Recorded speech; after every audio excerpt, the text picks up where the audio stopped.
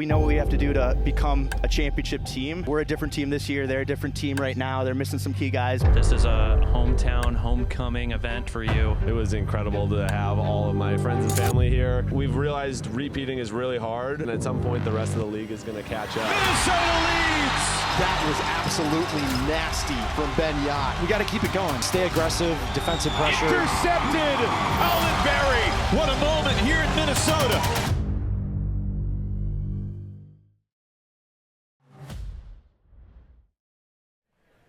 Well, 2 weeks ago, we saw the New York Empire absolutely destroy the Salt Lake Shred. And tonight in the Twin Cities, New York looks to do the same to an angry Minnesota wind chill team that lost here at TCO Stadium to the Shred in dramatic fashion a year ago. Looks to make a statement tonight with just 2 weeks to go in the UFA regular season. We welcome you to the Power Up pregame show. It is a picture-perfect Friday night here at sparkling TCO Stadium, and we welcome you to our broadcast booth. Evan Lepler with the czar of Ulti-World, Charlie Eisenhood. And Charlie, we'll get to the whole playoff picture around the league in just a moment, but opening thoughts on the wind chill and the Empire meeting for the first time ever. Well, you love to see it. I mean, the wind chill thought they were going to have this game last year in the championship, and they couldn't really have come much closer to making that happen. Instead, they have to wait for this regular season matchup. And this does feel like a true test for Minnesota. I mean, they've already punched their ticket to the playoffs. They already know they're going to be playing at home. This game doesn't matter that much from a standings perspective for them, but they have to believe that they can beat a team of this caliber, and they really haven't had that many opportunities to play teams this good. Can they come out tonight and beat an Empire team that has already gone in and really killed some of the other top teams in the other divisions like Salt Lake? We hear so much about the concepts of belief and confidence, especially this time of year. It's about heading into the postseason with that belief and with that confidence. And coming up next weekend, WatchUFA.tv is going to be the place to be, because we have a de facto division title game out west, Seattle and Salt Lake. We got a de facto division title game in the south with Atlanta and Carolina. Obviously, DC plays New York as well. Boston in the mix atop the East. Let's talk about the South Division really quick. The Flyers, they're dominating Dallas right now. Expect the Hustle to do the same tomorrow. At Atlanta next Saturday night, winner of that game hosts the South Championship game. Where do you lean? Well, what I love about it is that it feels like the narrative has shifted at this point to the Hustle are the team to beat very clearly. They're number one in the UFA power rankings. And the last time these two teams played, the Hustle really took care of business. And that was the first time we'd seen Atlanta playing at full strength against Carolina. But the thing is, the Flyers could just turn that right back around on them with a win next week. And then you go into the postseason thinking, wait, what if this Atlanta Hustle dream season with the win over the Empire and number one in the league, and it all just evaporates in the postseason once again for this franchise? I mean, they've been so snake bit. But I love the matchup. I think it's really exciting. I do think that Atlanta is the better team, but I know that Carolina is going to adjust. And we've seen this Carolina team go through these kind of lulls in the regular seasons in the past. But when it's crunch time, they always show up and compete. Last 8 games in this series, Hustle Flyers. 7 of the last 8 games have been won by the home team. That speaks to the value of home field advantage. You also avoid a first-round game against the Austin Soul, which, who knows, maybe the Soul get hot. They proved you wrong last year. They sure did. I mean, I couldn't have been more wrong. I was in a betting contest, and I basically went all in against Austin, and they just destroyed me in the contest. As we take a look at the West Division standings, where it's just as exciting. I mean, you've got this Salt Lake Shred team that everybody basically had they've done the coronation before the season had even started. Oh, they're going to host championship weekend. Nobody's going to compete with them. Well, they get killed by New York 2 weeks ago, and now they got to go and they have to steal home field advantage. They got to play the Seattle team that's the highest point differential in the West. They've been playing with a ton of confidence and exciting young players alongside veterans. And, you know, I think Salt Lake's the favorite, but Seattle's been really punchy this season, Evan. This is next Friday night. It's the game of the night next Friday for sure, as the Seattle Cascades play arguably their biggest game since maybe the 2016 championship. You know, the night after the Donnie Clark block and the Will Chen Huck, they went against the undefeated Dallas Roughnecks in Madison. What a memorable weekend that was. And Seattle, this will be their first time in the playoffs since that weekend in 2016. That's hard to believe, hearing you say that. I mean, what an iconic weekend and game that was. Seattle over Madison. But, you know, it finally feels like Seattle has not only put the talent together, but they put the commitment together. And now they have this opportunity to get home field, which I think would be a big deal. I think if they have to go to Salt Lake and win in the playoffs, that's going to be tough. They're going to want to be able to play in front of a big home crowd in Seattle, and they're going to get the opportunity to make that mark next week. Yeah, that's the big West Division game next Friday night. Interestingly, tonight you got a rematch of last year's playoff game between LA and Colorado. It's the only meeting of the season between the Aviators and the Summit. Both teams already eliminated from playoff contention. Very few would have predicted that before the season began. We're going to take a quick break. We'll come back and talk about the Central and East Division landscapes, and we'll get you set for the opening poll. First ever meeting between Minnesota and New York here at beautiful TCO Stadium. No place we'd rather be tonight than right here, right now, getting ready for Free Friday Frisbee. Well, it's going to be a heck of an atmosphere here tonight at TCO Stadium. Over 1,300 fans expected. We'll see if they can crack $2,000 as the Wind Chill and Empire meet in the final Super Series telecast of the season. Welcome back to our Power Up pregame show. Evan Lepler with Charlie Eisenhood. East Division landscape. Recent years, there hadn't been a whole lot of drama. New York has had 2 consecutive perfect seasons, but their 31-game winning streak came to an end in Atlanta earlier this season, and now they are in a real battle. The Empire could finish first, they could finish second, they could finish third. You could say the same for Boston and DC.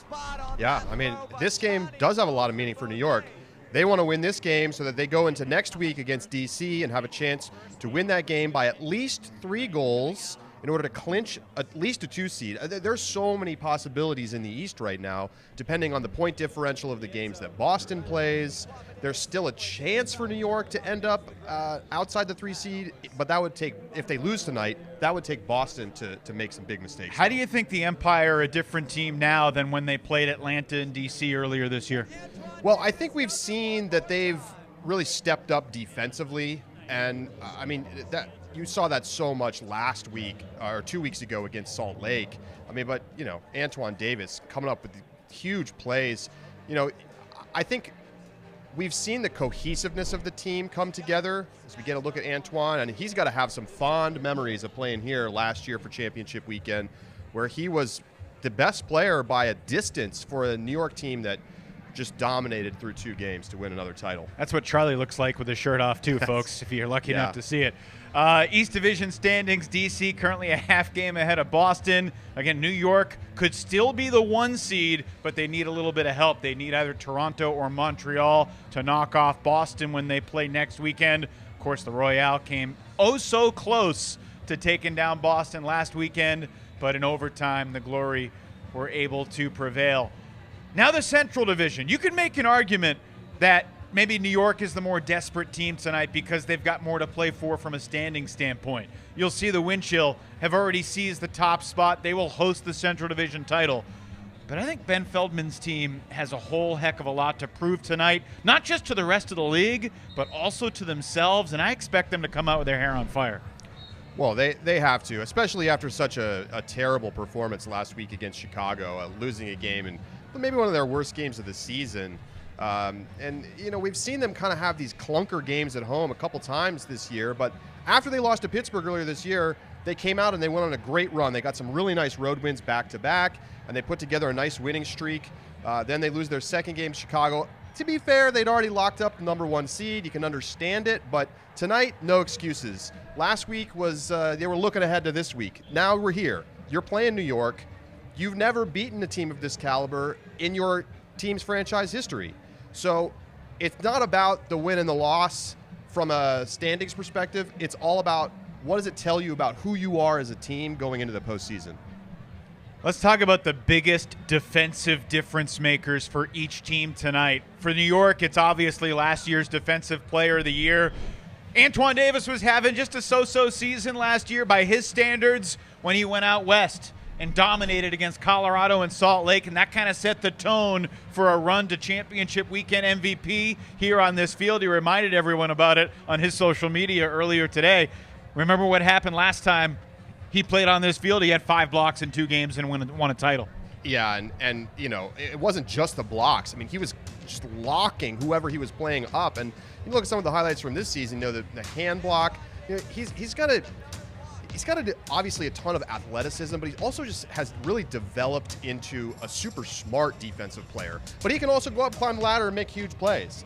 And the ability to do both of those things and then contribute a lot on a turnover has turned him into one of the best players in the league.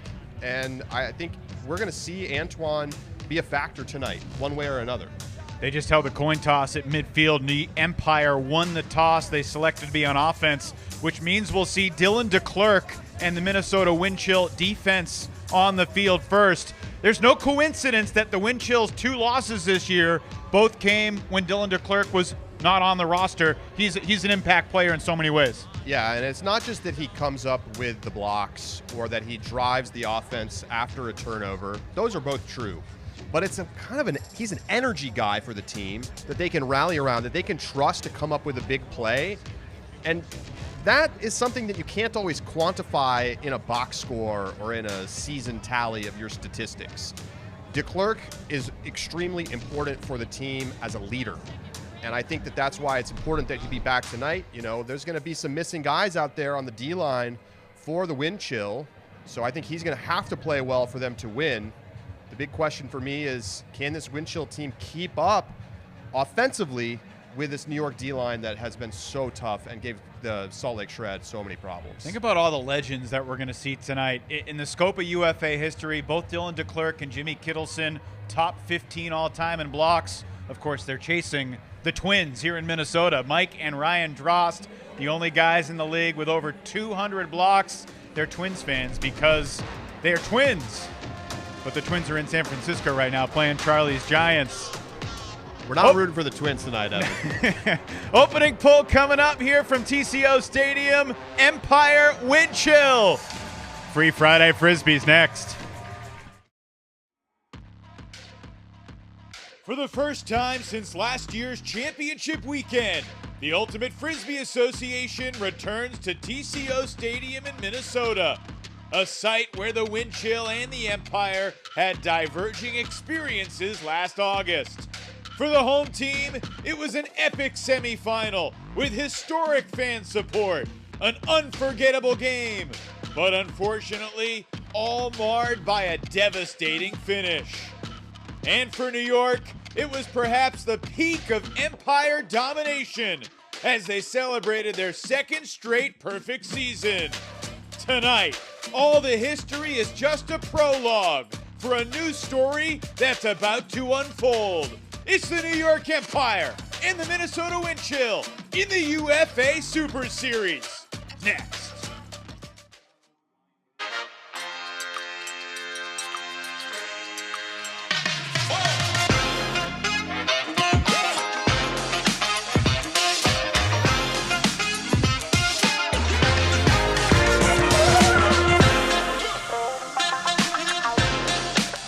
On the penultimate weekend of the UFA regular season, we've got a potential championship weekend preview, interdivisional ultimate on this Friday night in the Twin Cities. It's the New York Empire at 7-3. They're currently 3rd place in the highly competitive East Division, and the 8-2 Minnesota Wind Chill have already clinched the top spot in the Central. Beautiful TCO Stadium is the site for the first ever meeting in the Ultimate Frisbee Association between New York and Minnesota. And we welcome you inside our broadcast booth at this sparkling facility. Evan Lepler with Charlie Eisenhood. We had a lot of questions about this New York team, Charlie, and then 2 weeks ago, the Empire had all the answers against Salt Lake. What do you expect from Minnesota tonight? How can they slow down this juggernaut? What do you think about it? New York has played all of the top teams in the league. They went to Atlanta, they lost. They went to DC, they lost. They played Salt Lake at home. Huge win. We start to see them picking up the pace later in the season, and now they come here to Minnesota where they have another challenge. Can they play against the top Central team the same way? Well, the questions are more for Minnesota for sure, and I think what it comes down to, does Minnesota have the horses to keep up with the number one team of the last 5 years in this league, back-to-back champions, and really just the most dominant team that we've seen in a long time? Which past Empire MVP should we discuss in the Open? Well, Ben Yacht's at home, but we're getting close to playoff time, so we got to talk about Playoff Jack. And that nickname is real. His numbers go up late in the season and in the playoffs when the games are at their most important. I mean, he's just got all the tools. You see him with the anticipation in the reset space. He can put up the big throws. He can make the layout Ds. But the thing is interesting, he's been downfield more for New York this year than he ever has been before, because it allows him to operate in space, get open, get the disc, and then deliver killer continuation throws. And he can beat you deep like that. I mean, the thing is, his ability to beat you in basically every way on the field is what makes him so dangerous. It's why I think he's been New York's most important player this year.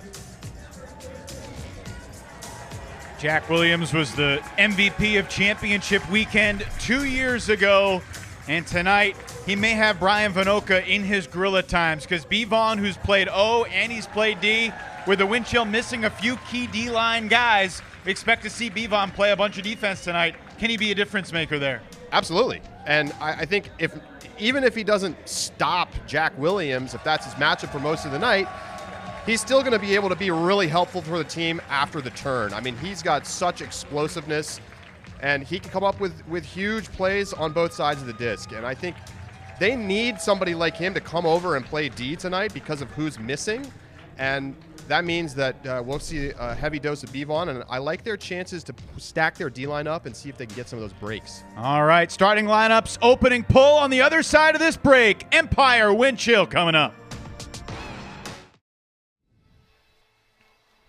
Oh, look at this crowd. You can feel the energy. This is going to be a fantastic Friday night, and it is great to have you with us wherever you are.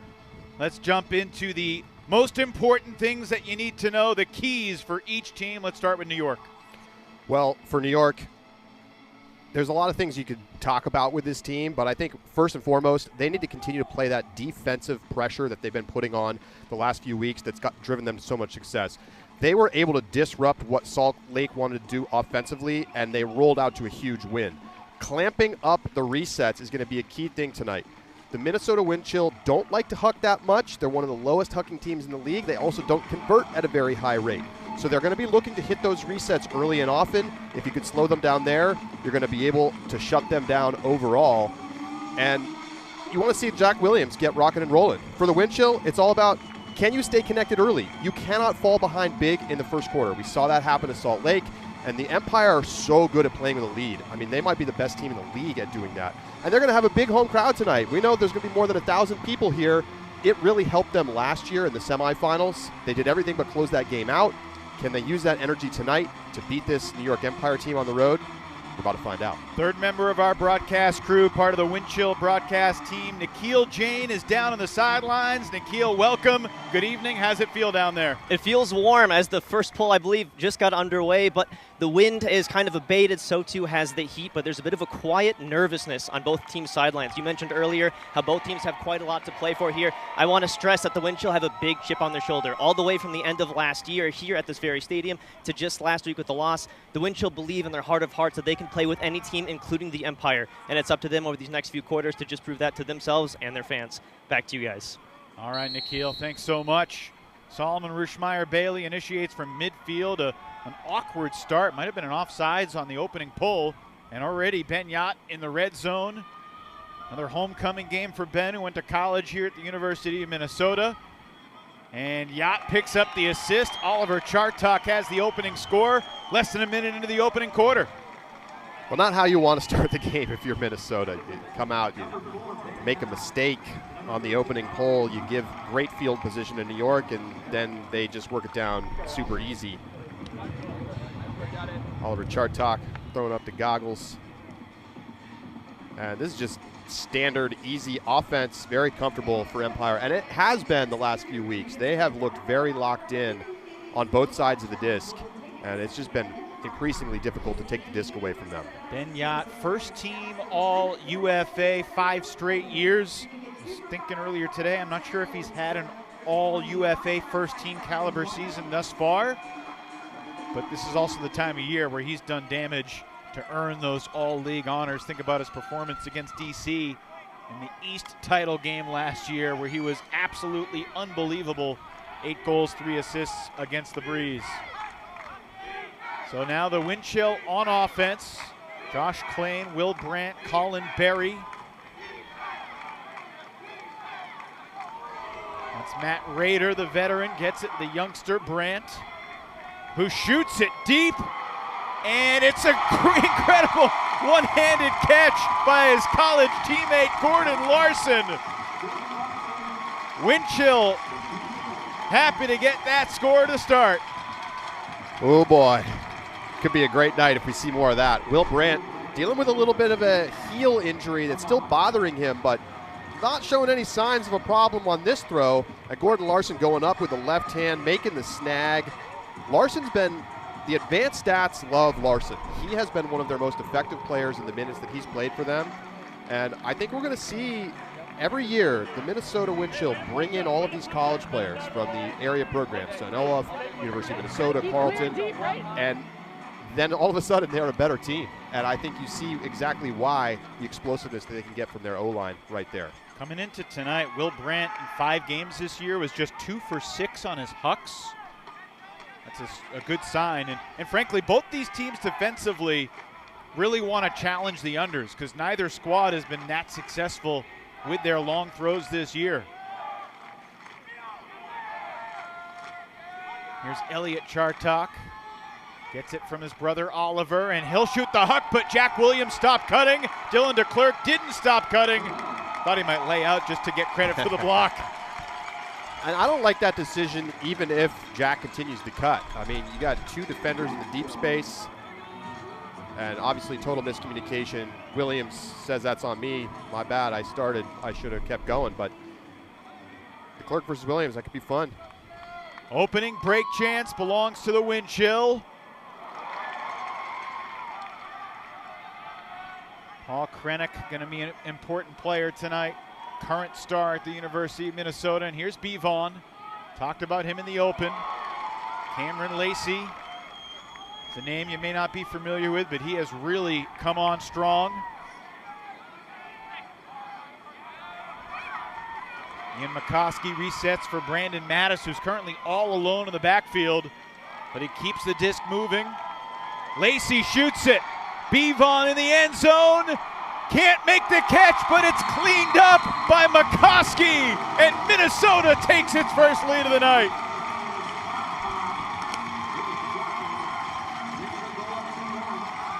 Fired up crowd.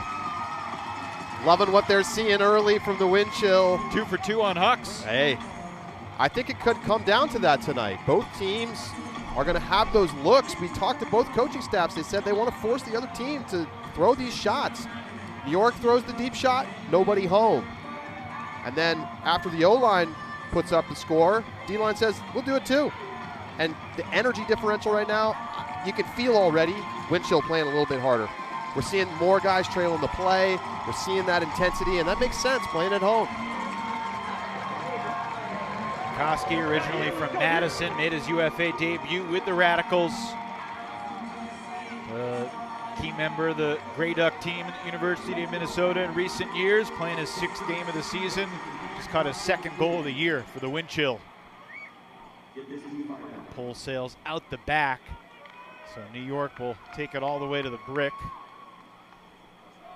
This Empire offense, even as good as the New York squad was in totality against Salt Lake, the Empire offense, particularly early in the game, still had some bumps in the road. They gave up breaks, and that's been one of the difference makers for why New York hasn't been as dominant this year. Their O-line is much more susceptible to coughing it up and giving up breaks after the turnover. Williams connecting with Oliver Chartok. This is another guy who's come on strong lately, Matt Labar to Ethan Fortin. Oliver moves it, and Solomon Rushmeyer-Bailey forced to leave his feet.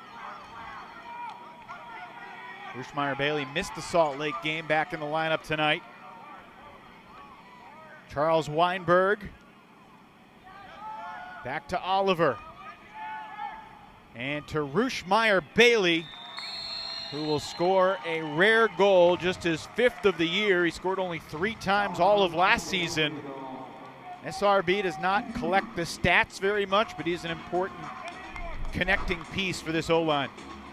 Yeah, and he just goes down, makes the dirty plays, gets open up the line. He does all the little stuff right and rarely turns it over, and that's very valuable to have on a line with a lot of guys who can make some of those more explosive plays. You don't need everybody to do that.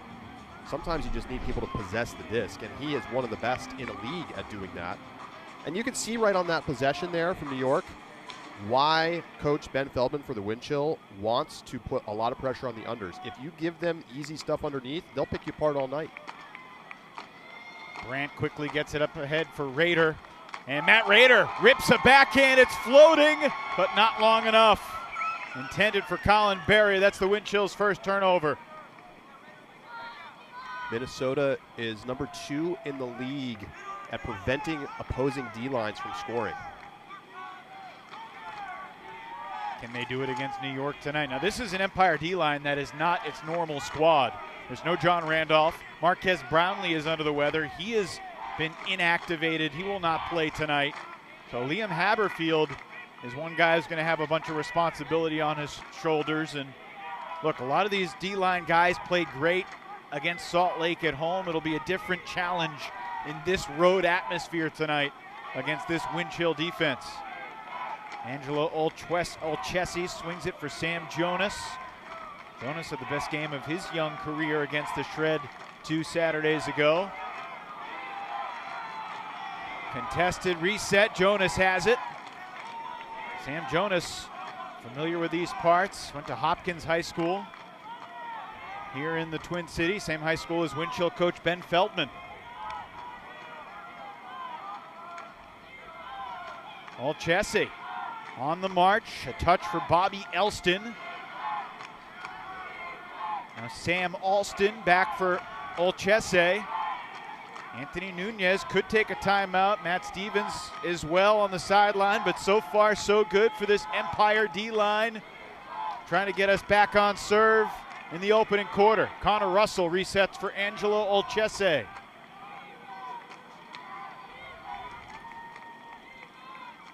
Part of this, Charlie, is trusting the D-line. Part of it is also trying to tire out the Wind Chill O-line to the end zone. And how did Ryan Drost get that wide open? Yeah, that disc was in the air for a while, and it didn't matter. Nobody around. You know what? Before that throw to the end zone, no, it is a goal. Some confusion from the official. Excuse me. So, 1 turnover apiece from the O-lines and 2 clean D-line possession breaks. This is a much more clinical looking offensive possession from the New York D-line. And then, not even going to call that a huck, just a little away shot to close it out.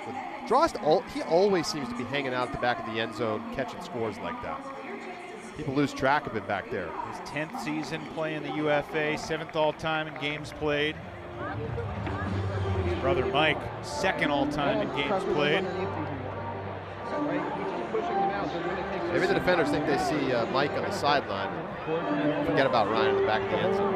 Anthony Nunez has worked with his partner Charlie Hoppus the last 3 seasons. Now he's the sole head coach. Anthony Nunez at the helm of the Empire, 49-6. Of course, half of those losses this year.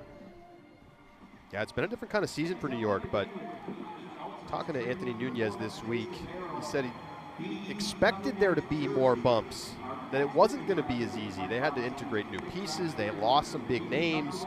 You know, you think about how much of their offense last year was structured around Ryan Osgar, who is technically on the roster and is here at the game. We're going to be looking for him in this crowd. It's like, where's Waldo right now? Right. But, I mean, he was such a big piece of their offense. They had to learn how to play offense without one of the best continuation throwers catching unders and then throwing the hucks. And so it took time, and I think that's why you see them lose early to Atlanta. And, you know, then you see the DC loss. Maybe it gives you some concern, but they were missing a lot of pieces for that game. Looking for Dylan DeClerc, testing Antoine Davis. Davis on the back, but DeClerc makes the catch anyway. A little chatter, a little chatter. Big smile on Antoine's face. We'll see if the officials get involved or just let this go. I mean, that's picture perfect box out right there from Dylan DeClerc. You cannot do it better. And with a player as good as Antoine coming up against you, I mean, it's hard to believe that they haven't played each other before. It looks, you see that one-on-one and you think, wow, these guys have gone at this like this for years. And look at this positioning from DeClerc. He feels where he's going to go. He holds his ground. He doesn't get knocked over, goes up, pulls it down, and then Antoine may be saying, hey, you're pushing off a little bit. Oh, okay. A little John. It was Antoine's arm that was on DeClerc's shoulder on the way. DeClerc's not going to shy away from that. No, I think we're going to see a little more in that matchup. How about the wind chill? Their first 3 goals, all coming on hucks. They're 3 for 4 on the deep ball so far.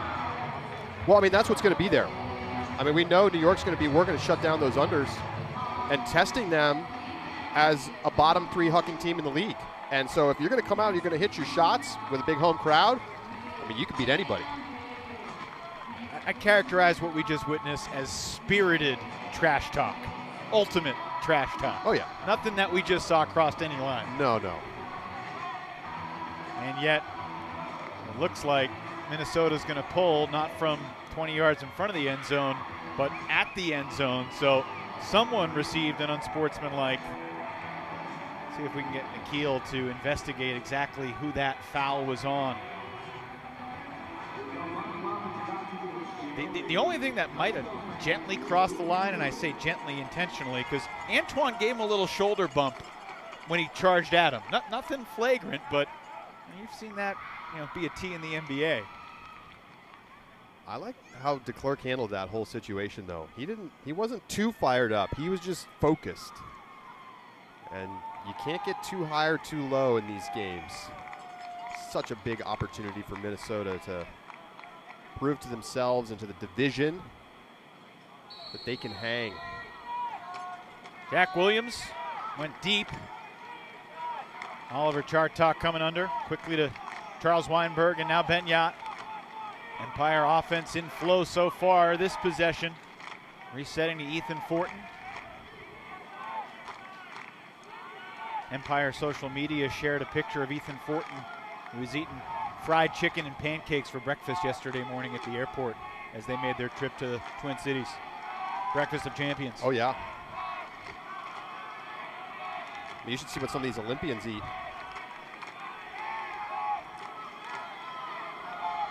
Rushmeyer Bailey connects with Oliver Chartok in the end zone for New York, and the Empire back on top 4-3.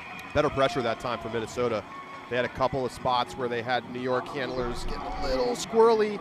They had to throw a little bailout scuba reset. But in the end, another easy pass into the end zone. Not a ton of pressure on the scoring throws at all for New York yet. And that's just how good they are at moving the disc sideline to sideline and opening up those throwing windows. They're not ever trying to do anything that's too hard. That's why they're one of the best red zone teams in the league. Just want to put something here on your radar as we see Oliver Chartok. He's got 3 of the 4 scores so far. Solomon Rushmeyer Bailey just threw his 7th assist of the season. In each of his past 3 years with the Empire, he has thrown 8 regular season assists. So theoretically, he wants to keep that streak intact. He's got to get at least 1 more, probably exactly 1 more. The final 3.5 quarters tonight and the 4 quarters against DC next week. I'm going to take the over, but we'll see. It's interesting. He averages like 350 completions a year, but only 8 assists. He's not looking for the stats.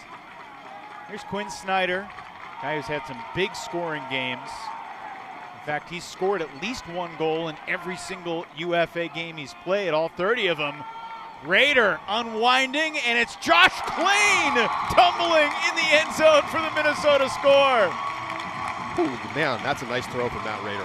Thought it would be Klain to Raider the other way around. They're mixing things up. I mean, maybe intentionally. That could be a coaching decision. But Raider never even really steps out of this backhand stance and then just leans in and throws a laser beam on a blade. Almost tripped up Klain. He almost wasn't anticipating it. He had to get his hips around, and he makes the catch. You know who wasn't anticipating this deep shot going up was Antoine Davis. Exactly. I mean, and that's why, see, Raider recognizes that Davis is kind of poaching down in the lane, and he has to throw that with a lot of blade. Otherwise, Antoine's going to catch up and make a play. And Raider didn't get enough air under his last one, so he says, you know what, I'll put even less air under this one. I'm just going to throw it on a dime right to where it needs to be. Josh Klain 1, Antoine Davis nothing is the count on the deep shots to that matchup, maybe? Yeah. Context can be pretty important.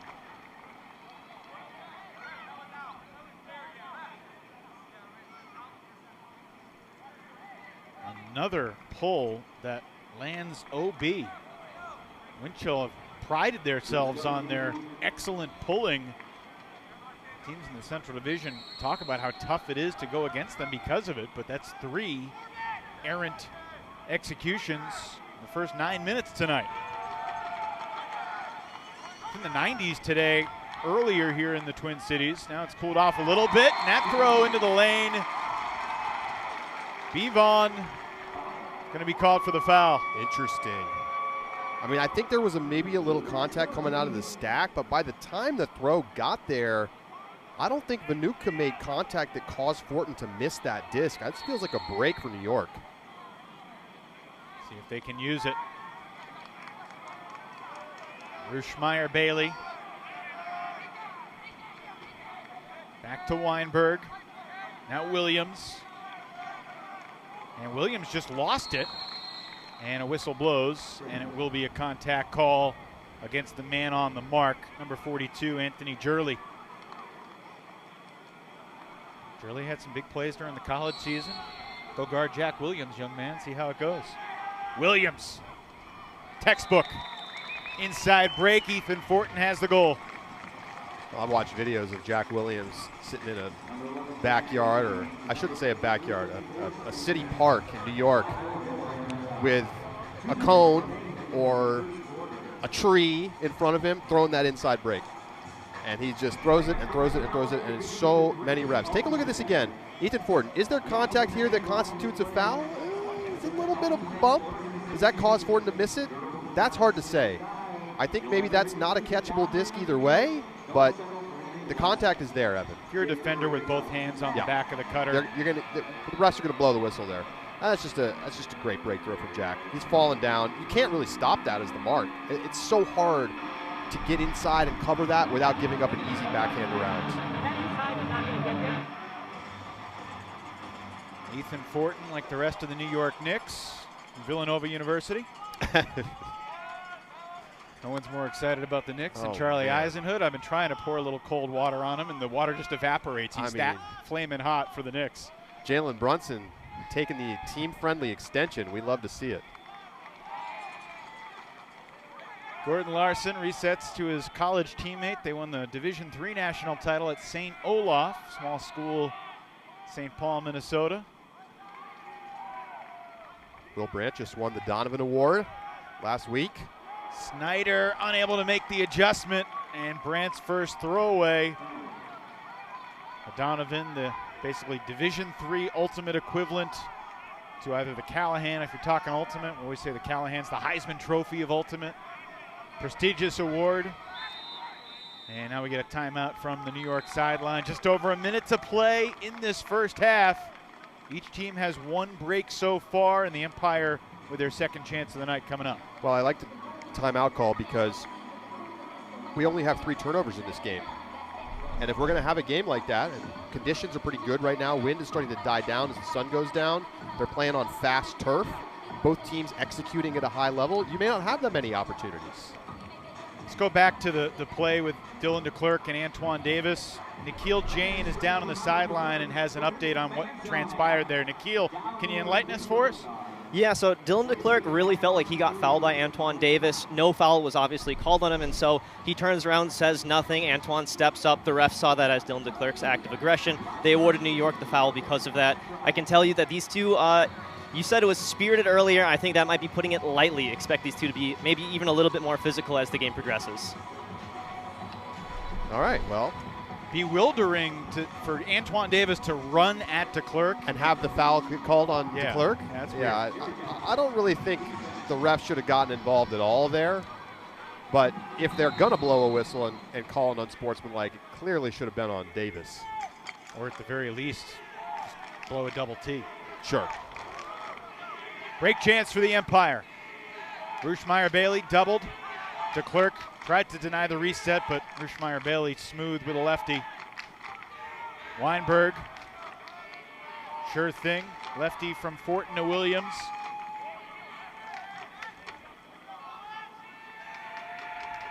Now Weinberg. Empire don't really need to hurry by scoring with 28 seconds to go. They do give the wind chill some time. However, you'll take the break when you can get it. And the Empire, with their second break, take their first 2-goal lead. Clinical. And you can feel that Minnesota has yet to play this whole season a truly elite offense. And they are talking in pregame about wanting to take away the front of the stack. And instead, we're watching New York just pick them apart from the front of the stack. And that's what great teams do. That's what great offenses do. They're going to get you slightly out of position, and they're going to beat you. And the timing from this New York offense is really good right now. Minnesota's going to have to try some new things if they want to break this rhythm, or we're going to start to see this New York lead slowly get bigger. Rushmeyer-Bailey, 4 goals in his first 8 games this year, but 2 goals in the opening quarter tonight. He's on pace for an 8-goal night, Charlie. Yeah, it's a very handler-driven offense right now from New York on both sides. And a drop pull from Minnesota. Completely and utterly doinked by Leo Savell Fernandez. Clock ticking, but plenty of time as Elliot Chartok will have it on the goal line. And New York can think about holding it here to burn clock. Elliot Chartok gets the reset. 6 seconds. Breton Tan into the end zone. And a disastrous end of quarter sequence for Minnesota. I'm not sure what's worse, dropping the pull or just completely leaving the front cone wide open. I mean, they got the pressure initially on Chartok. And you watch it here, Savell Fernandez just, I don't know, he almost closed his hands too early. He was too focused on making a clap catch here. And immediately knew what a disastrous mistake it was. They get the initial pressure, and then it just comes around, and there's nobody home. And that's the one spot you can't get beat with 5 seconds left on the clock in the quarter. I mean, there just were no defenders at all in the area. That's a total breakdown. Chartok had played 7 D points all year. Until there, they have him on the field. He scores the goal. Klain at the buzzer, length of the field, into the end zone, deflected by Davis, caught by Williams. And that's how the first quarter ends. Man, a lot of mistakes from Minnesota in that first quarter. They give great field position to New York's O-line on a number of possessions. And then the critical mistake late with the drop pull. Nervy catch of the pull there by Brent. Understandable after you dropped the previous one. No Jeff Babbitt. The Empire still dominant at the end of the quarter to close out the first. Well, we're back. There was a foul called, which allows Josh Klain to take one more shot through the double team, and it's not going to matter. An untimed throw for Josh Klain in the wind chill. It's a tough ask, especially when the 2 all-time leading defenders in UFA history, Mike and Ryan Drost, are setting one heck of a daunting double team on you. So we'll go to break at the end of the first again. New York 7, Minnesota 4 in the UFA Super Series.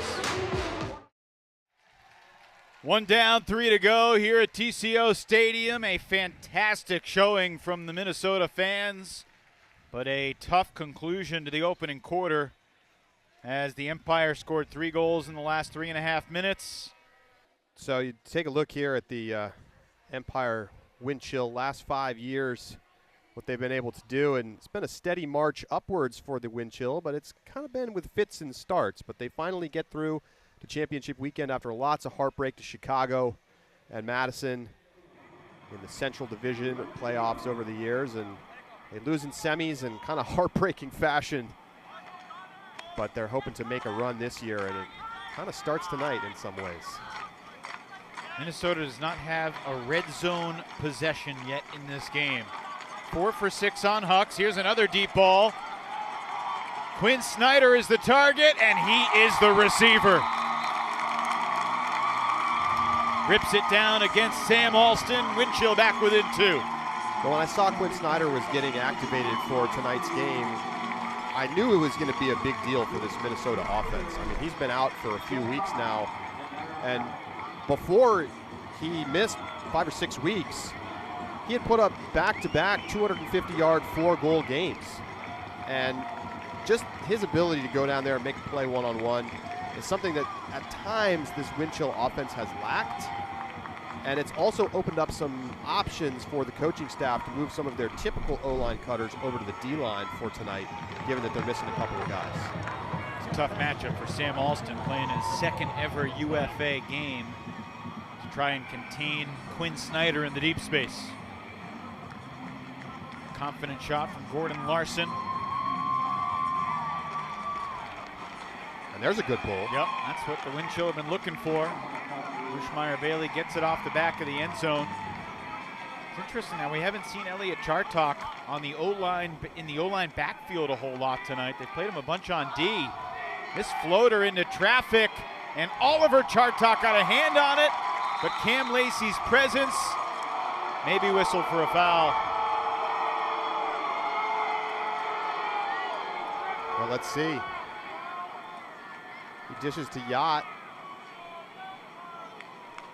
And Yacht kind of throws a lazy shot and hangs it up in the air. Second defender comes into this space, and I don't really see a foul there. Jack Williams lost his footing trying to make the ensuing cut, and Dylan DeClerc just called a foul on himself. Oh, that's great integrity from DeClerc, especially after you feel like you just got cheated out of a turnover. And I'm not sure we would have gotten a whistle on that because it looked like Williams just kind of lost his footing. I agree. I think that's a pure integrity call from DeClerc, recognizing that they tangled feet. Williams resets Rushmeyer-Bailey.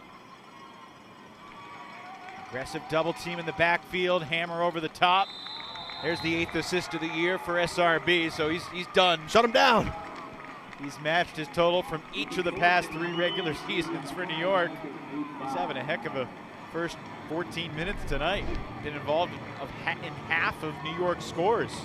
One more time, Chartok having to go up in double coverage, and I mean, there's a little bit of contact, but I call that incidental. That is Chartok missing the disc under pressure and then saying, hey, you contacted me. That shouldn't be a foul, but it is. Whistled one, and then great integrity from DeClerc on the tangle up with Jack, and New York able to punch it in. Williams off to a nice start tonight. Perfect 7 for 7. The team stats are really interesting right now because you got Minnesota 5 for 7 on their Hucks, 0 for 0 in the red zone. New York is 1 for 1 on their Hucks, 7 for 7 in the red zone. I mean, I can't remember a team being this deep into a game without a single red zone opportunity. Well, New York's game plan was to try to make them huck it, and they're definitely getting them to do that so far. Larson needs a reset. Colin Berry's got it. Greg Cousins with a big gainer, pulled in by Rader. Back to Larson, unmarked for the moment. He's got plenty of time. Now he's got to make a decision, and he'll find the reset in the form of Leo Savell Fernandez. Another guy who had a great D3 college career, Isabel Fernandez with Middlebury.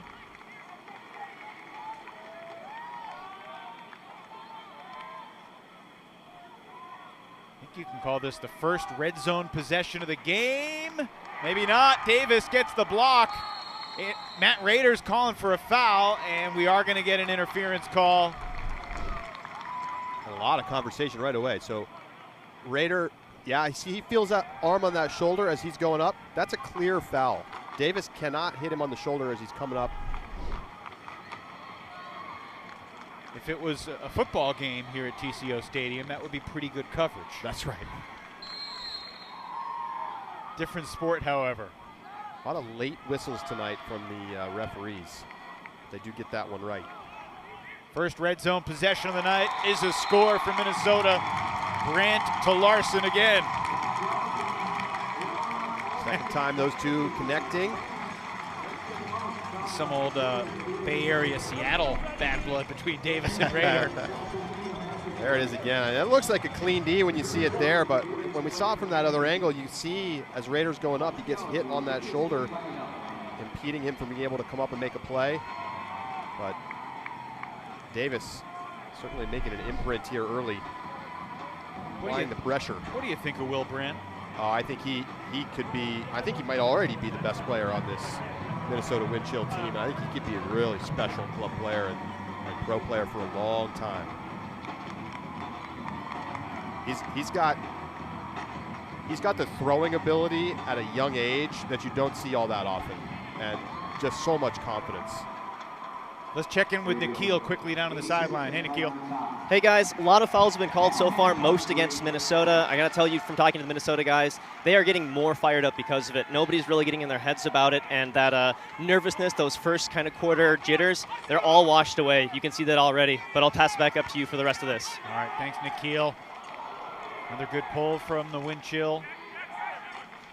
The Empire 3 or 4 throws to get it out of their own end zone. And there's a block underneath. Paul Krennic got there.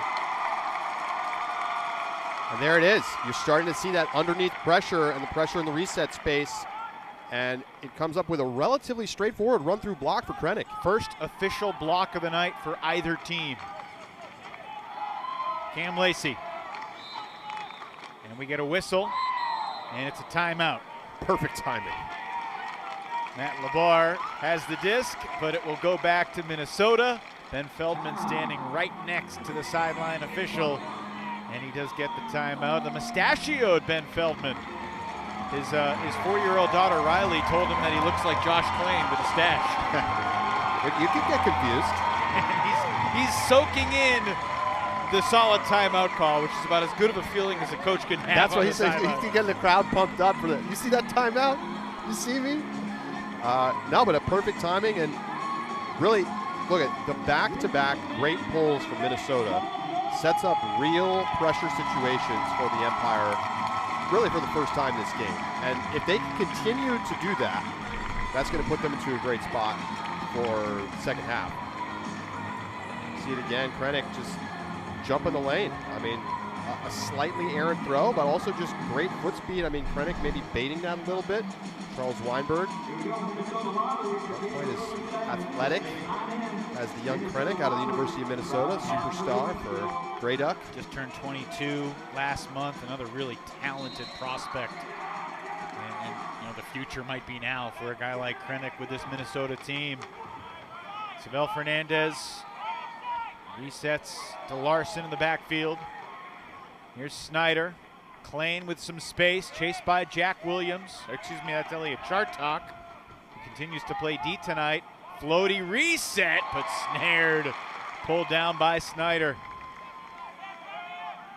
And now Brandt with a little space. Mike Drost cuts off the forehand.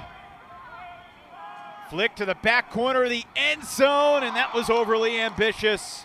Even if Colin Berry had brought it in on the leap, he had a foot out of bounds when he tried to go up.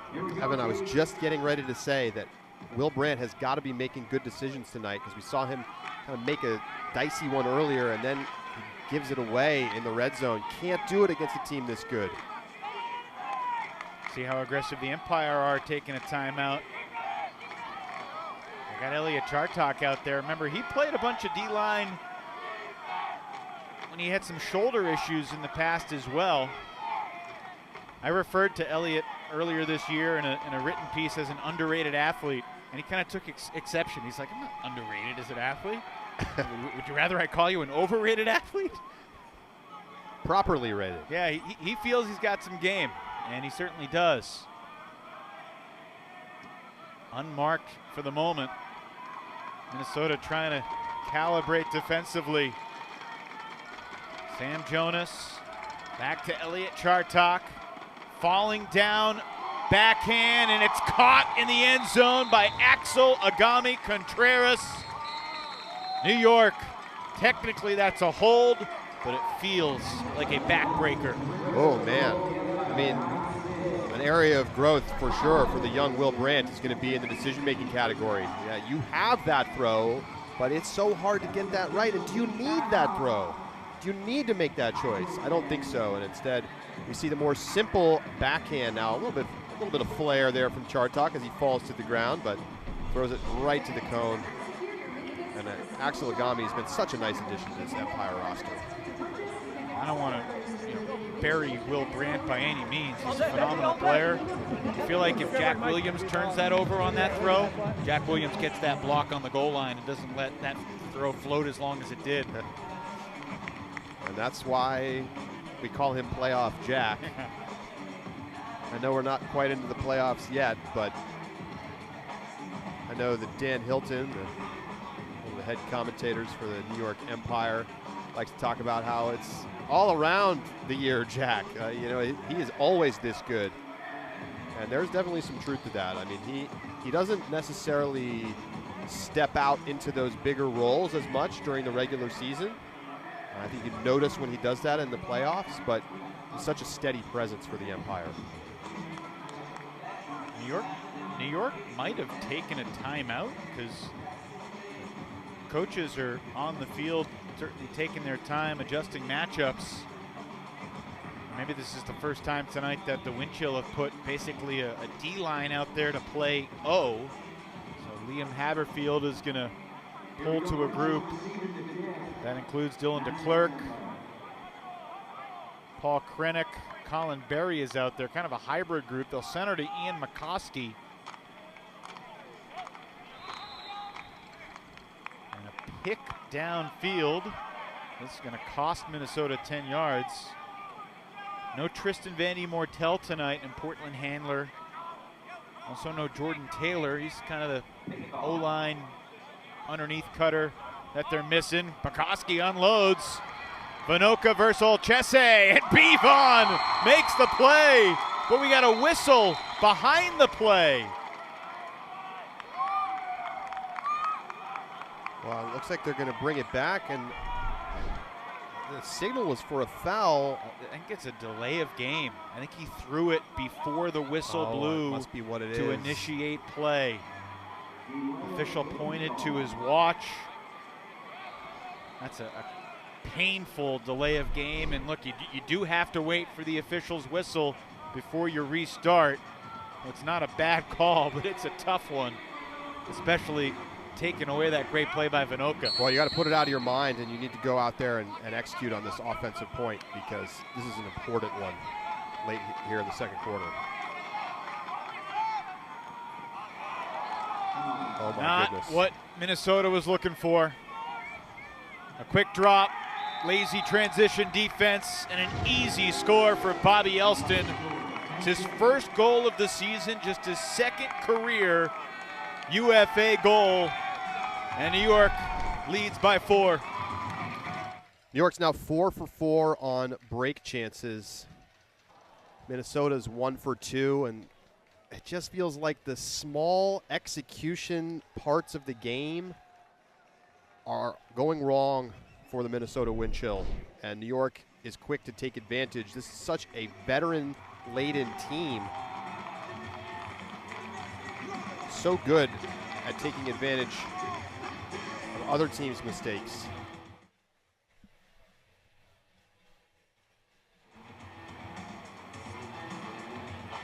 .4:15 remaining in this first half. look, sometimes you talk about halftime adjustments, but the good coaches always say we don't wait till halftime to make adjustments.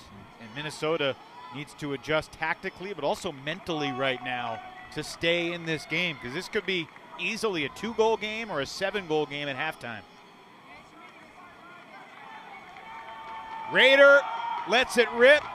Gordon Larson surrounded by 2 New York defenders, and Larson pulls it down between them and then hits the man with him. Michael Jordan brings in the wind chill score. How about that? That's some high-flying offense from Minnesota. Matt Rader not afraid to put it up, and Gordon Larson not afraid to bring it down. Impervious to the 2 defenders nearby. I mean, the second defender never got eyes on the disc, and it made it more of a one-on-one than it might have looked like. Obviously, there's the pressure of having a physical body there, but you see just trying to kind of get into the space and make it difficult to make a clean jump, but great job from Larson to stay focused, and that's a critical hold for Minnesota. Now, can they dial up another big pull, maybe out the back? Put some pressure on this New York Empire offense. Getting back within 2 before the end of this first half would make them feel like they had some momentum. Elliot Chartok is out there on offense now with Ruschmeyer, Bailey, Weinberg, Williams, Yacht. Oliver Chartok coming, and he bluffed a deep shot for Matt Labar. Instead hits Yacht coming underneath. Big family affair tonight for Yacht. 6 of his 7 brothers are here. Yes, Yacht is one of 8 boys. And Weinberg with a nice put. Exactly where it needed to be for Oliver Chartok in New York. In just 33 seconds, answers to retake the 4-goal lead. Some of the Yacht family right there. Yeah, Oliver Chartok, I mean, what a great cut here. Perfect timing. And just winning the foot race up the line. See the clear out, and then a chance there. Madison. Weinberg coming off the Salt Lake game in which he had 4 assists, which was the most assists he had in a game for the Empire since, if you remember, the 2022 UFA Championship game against Chicago. He hit John Lithio deep a couple of times. A really strong distribution night as New York won its 2nd championship over the Union. New York winning on this field last year over the Shred. New York's first title back in 2019 over the Dallas franchise. That was in the Bay Area in San Jose.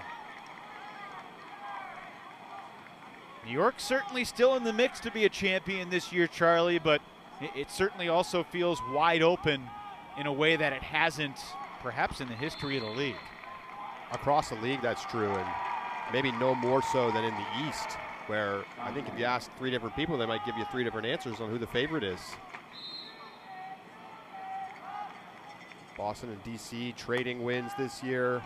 Laser from Klain and a very dangerous play from Matthias Ling. Yeah, I think we're going to see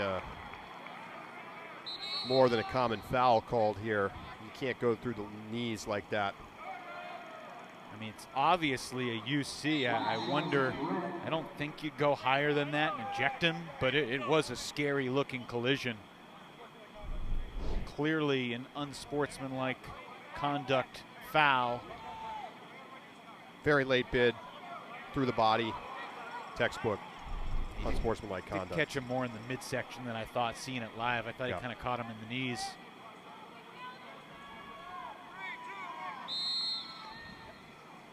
Brandt, a yard out now. A lot of traffic. Larson. Open man is Colin Berry, and he's got it. And there's really been a lot of good for the wind chill tonight. Seen some big athletic plays. Seen some good decision making when they've been in the red zone, which hasn't been that often. And it's just been a couple of things that haven't gone right, and unfortunately, almost all of those have led to New York breaks.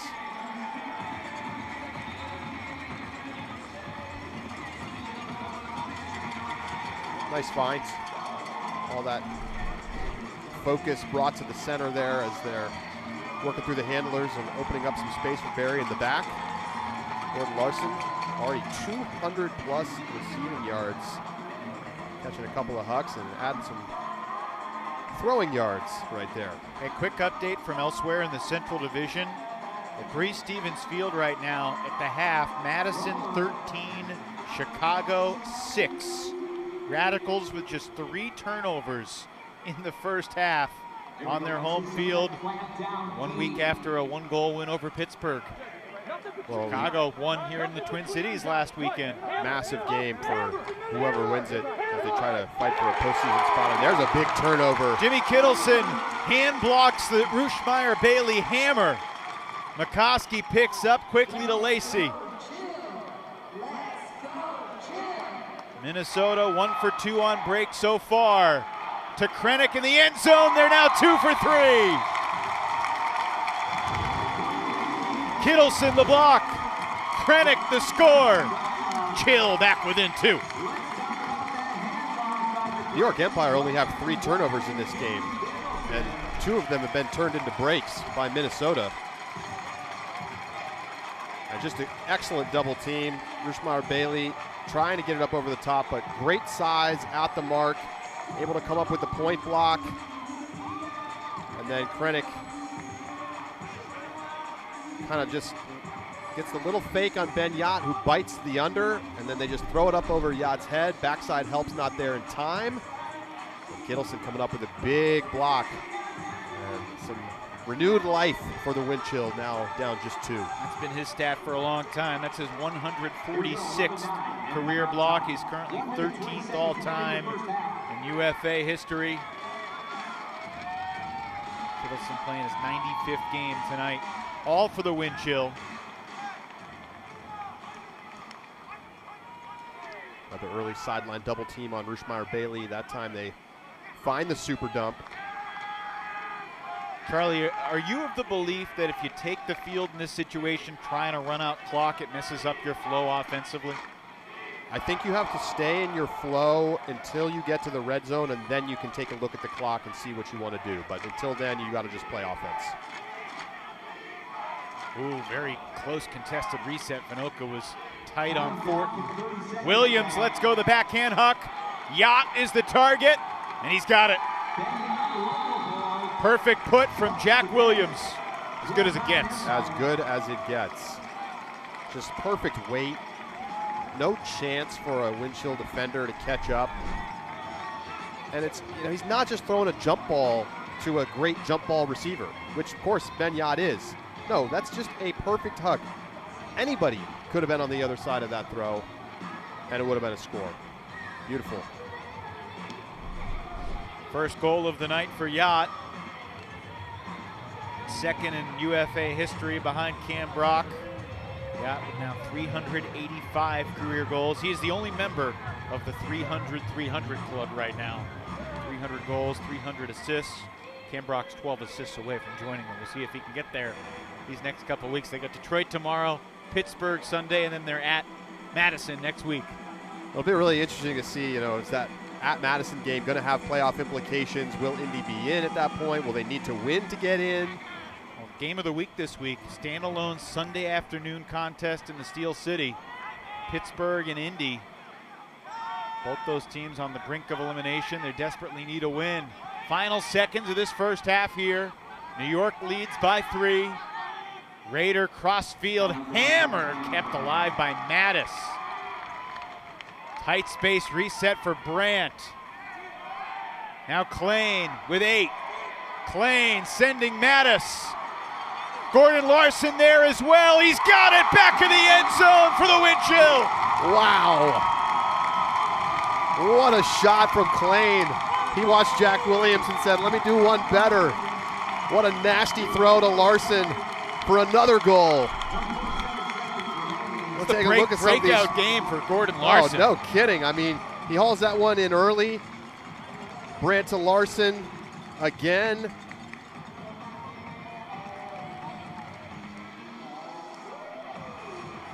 Hanging out all alone at the front of the end zone. Nice throw there from Brandt.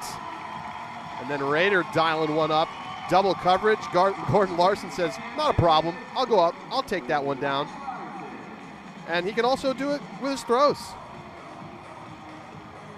Flips the little blade into the back of the end zone. 3 goals, 3 assists. Here's the most recent score on the shot from Klain. Oh, man, what a throw from Klain, and a great play. Two-hand jam from Gordon Larson. 1.7 seconds on the clock.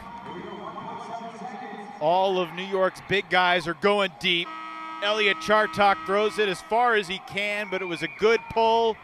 Short of the end zone, and Raider climbs the ladder. I just have to point this out. All of the wind chill defenders down, hanging out, poaching in the deep space, were outside of the end zone. They were further up the field in the end zone. And I know that they will never forget what happened last year when they failed to recognize the situation. Colin Berry was 10, 15 yards behind the pack. Well, just I hear you. Yeah, but that's what I'm saying. They understand the situation a lot better, and what a play for them here at the end of the half to hit that one from Klain to Larson and get back with it too. We got New York Empire head coach Anthony Nunez on the headset. Anthony, plenty of exciting plays. What about the first half, if anything, has surprised you with Minnesota taking so many deep shots and New York battling the way you have? I mean, if they're going to try to win by taking those deep shots, I am okay with it. They are completing them, which is great. We are going to make some quick adjustments, but it's a high risk, high reward, and I don't know if they can last the entire game just hucking and hopefully completing. Well, so far they are. You just said it yourself. What do you need to do to apply more pressure to those situations? Yeah, we just need to orbit a lot better on defense and pressure a little bit more on the marks with the throwers.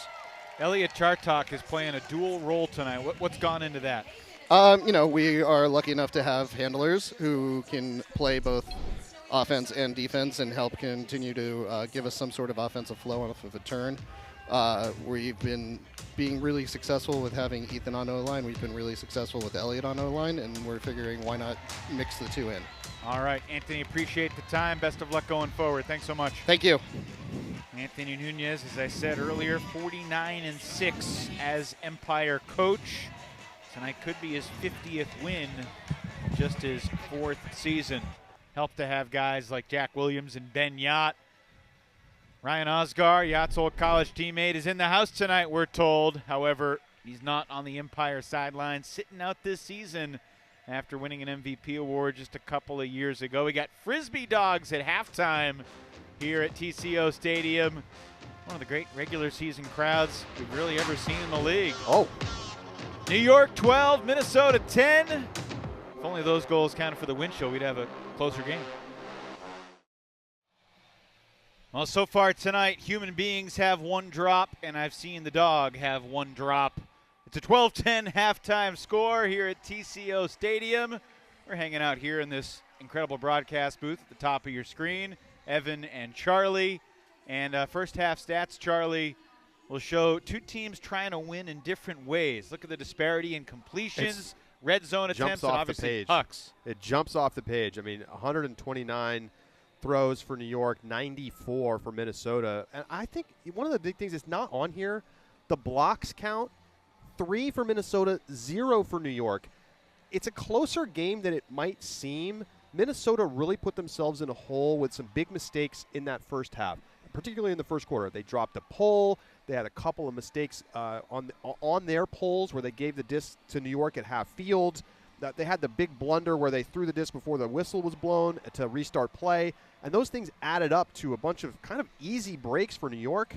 But Minnesota's fought back. They've hit the huck 7 for 9. I mean, New York's going to the game plan. They're going to have to do better in the second half, or Minnesota could get those energy plays to really get them going. Earlier this week on ultiworld.com, the site you created over a decade ago, you published your championship odds, which in the past was like New York minus 250 against the rest of the league. But there's no minus team right now.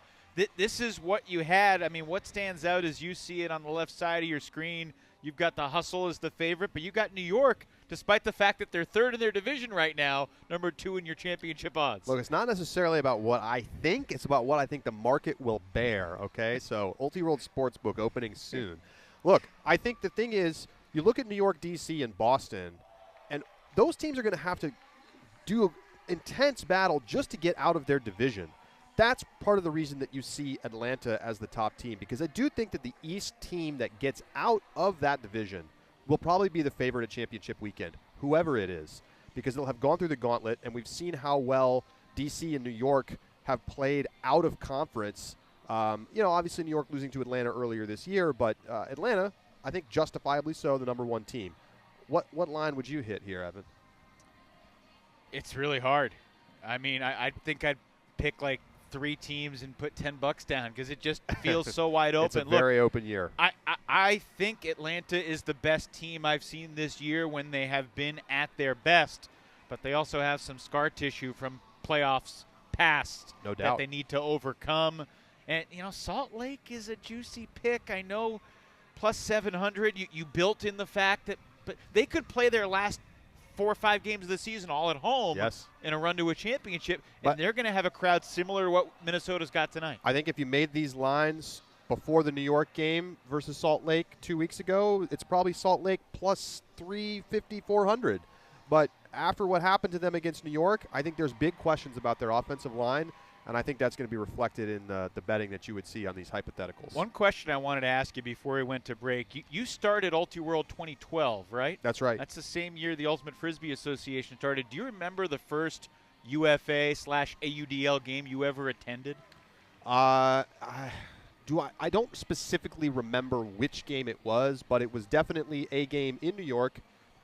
At the time, they were playing next to a stadium on Randall's Island, on a field adjacent to the stadium. So this was 2013. We've come a long way. You never went to a game between the Constitution and the Rhode Island Rampage? I never got out to a Constitution game, and I have no merch. I completely I failed. Well, there's someone out there who can get you a Buffalo Hunters jersey if you really work hard enough. We're just hanging out here at TCO Stadium. What a thrill and privilege this is. And all season long, our crew has gone around the league talking to Ultimate Frisbee professionals. Let's hear what some of them had to say. That is such a silly question.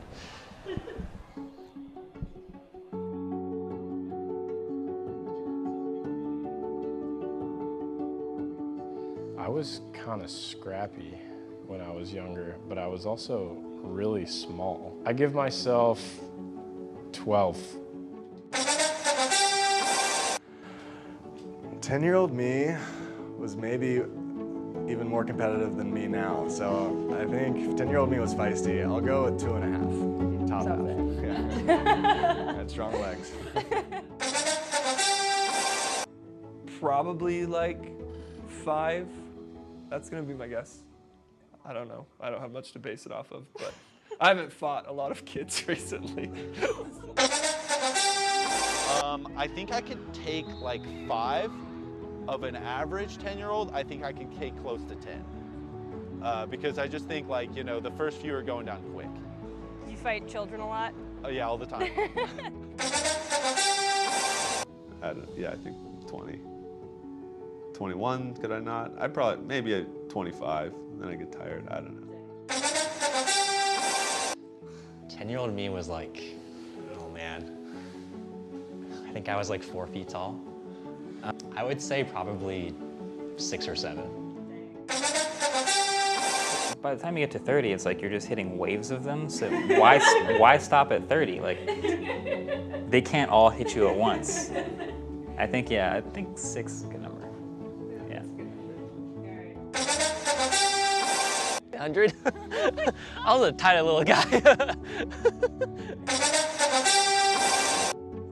1, maybe 1. I was so athletic when I was 10, and yeah, I don't know. My 10-year-old self was bucking hay and pruning orchards and taking care of the animals. And my current self is doing a day job, so I couldn't take my 10-year-old self.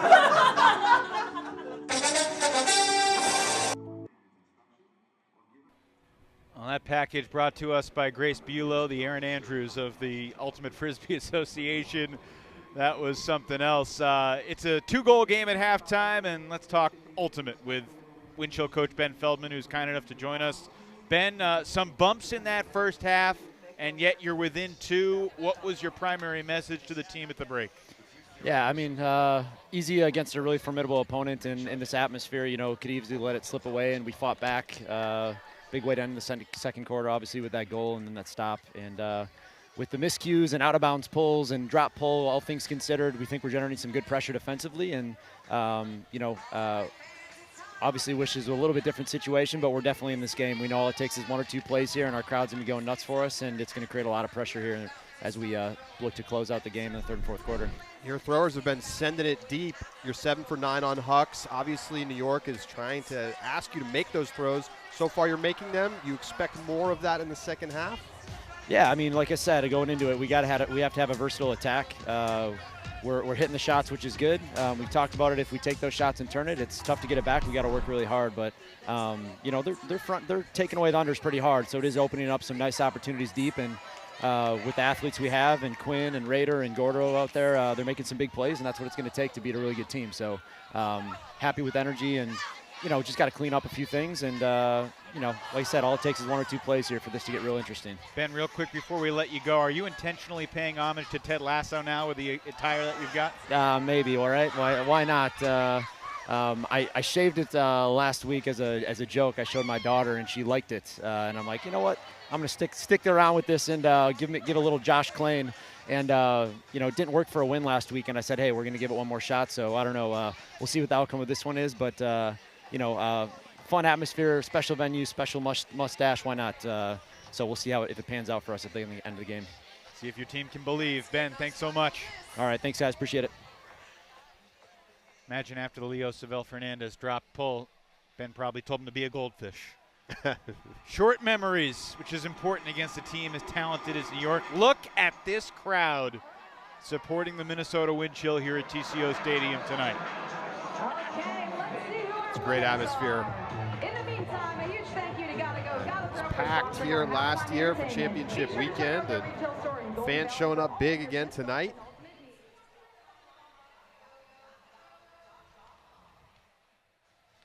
And we just caught up at halftime. We found him. Where's Waldo? Where's Osgar? Ryan Osgar, he's here.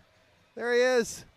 There hanging he is, out. Middle white shirt. Looking sharp. 2022 UFA MVP, college champ of the University of Minnesota. Made waves in the preseason this year when he stepped away from the Empire squad, but he's a Minnesota native. I think Anthony Nunez and company were hoping he might get an itch to play and want to be on the field tonight, but happy to just be a spectator. And let's revisit our keys to the game. How do you feel the New York Empire have done?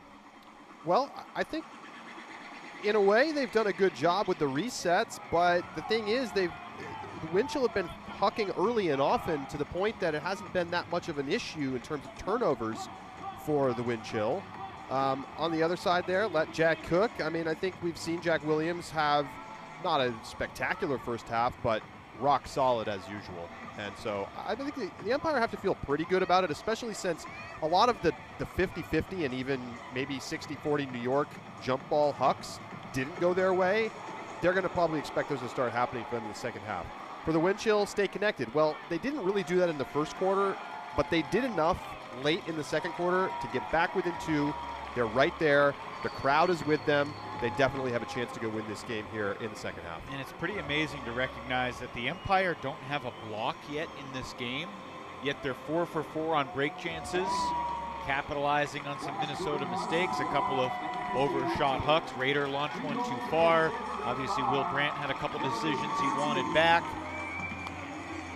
I think anybody's game right now. Yeah, and I think what Ben Feldman said there at halftime is exactly right. You got to feel pretty good about things from a Wind Chill perspective, given how many things went wrong for you in the first quarter. And they've played overall the better defense, 3 blocks to New York 0. So here we go, second half.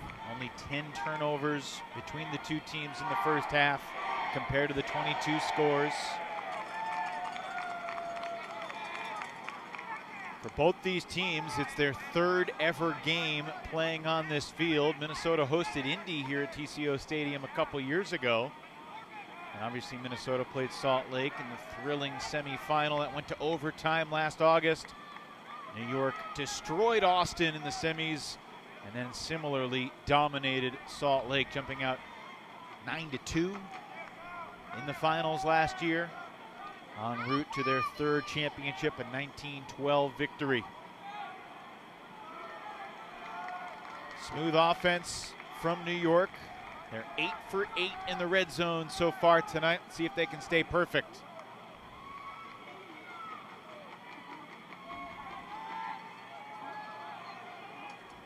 Elliot Chartok with a rising stall count. Gets the reset to a tumbling Williams. Right back to Elliott. Nifty balance on the pivot.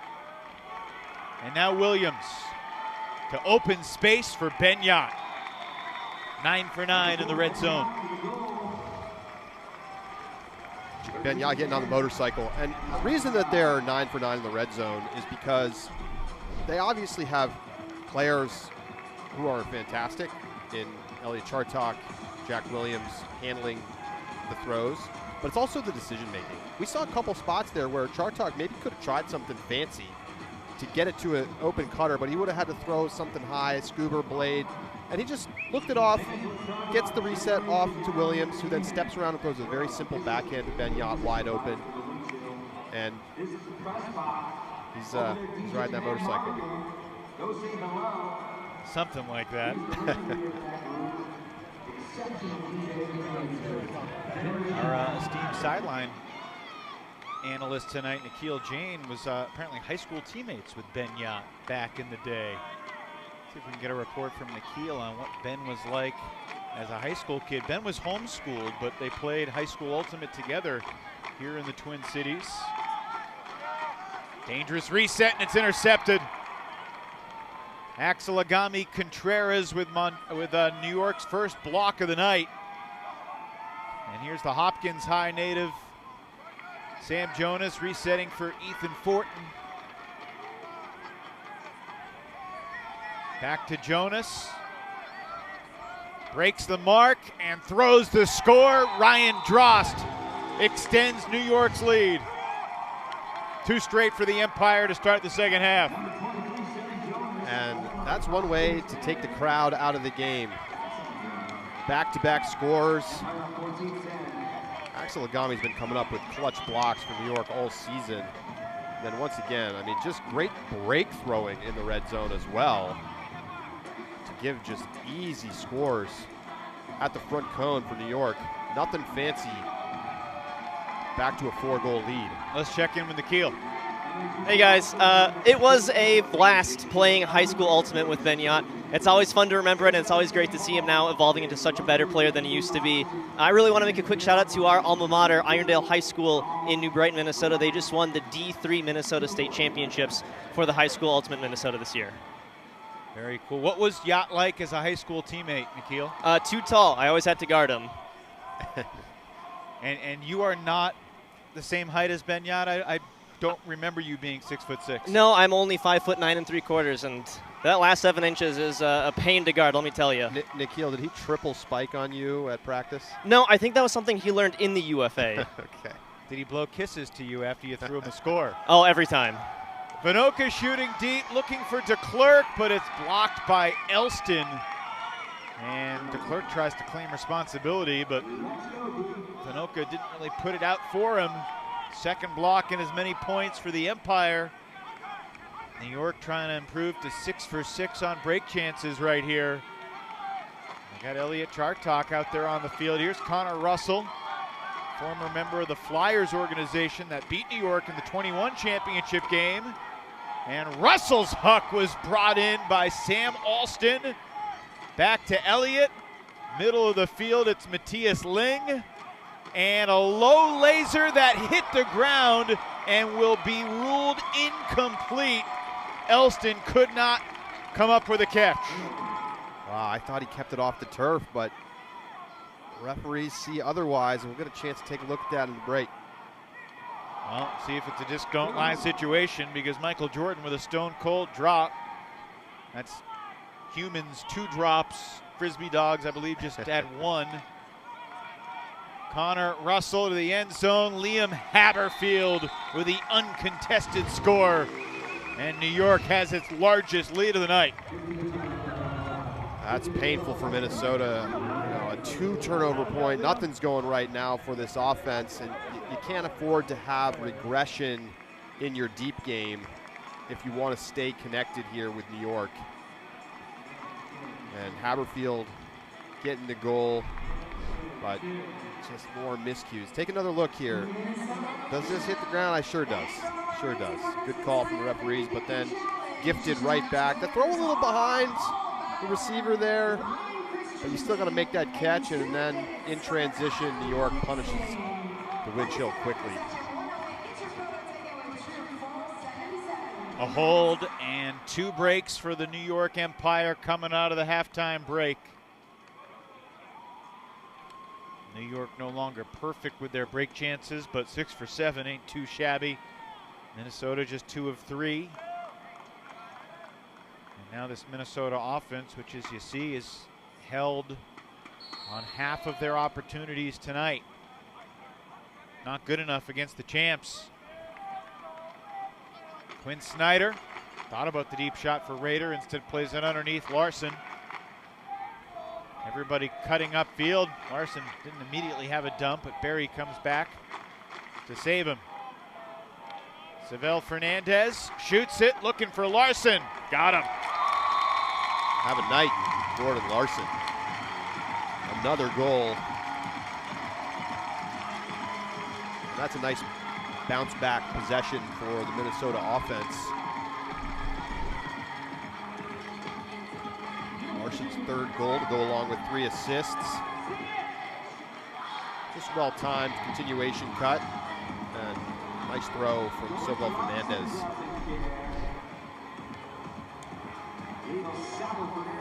Win or lose tonight, Minnesota knows that they'll play Detroit next week, and then after they beat Detroit by enough goals to perhaps help them in a point differential department championship weekend consideration, they'll get ready to host the Central Championship game, which will be about a month from now. You know, that is one of the underlying things to be thinking about if you're the wind chills. You know, can you push that point diff up, and does it even matter? I mean, one of the things that I'm wondering is, well, you could have New York, for instance, make championship weekend if they get out of the East and be the 4 seed. Sure. Do you even care about being the 1 seed? Don't imagine Minnesota will be the 1 seed if they don't win tonight.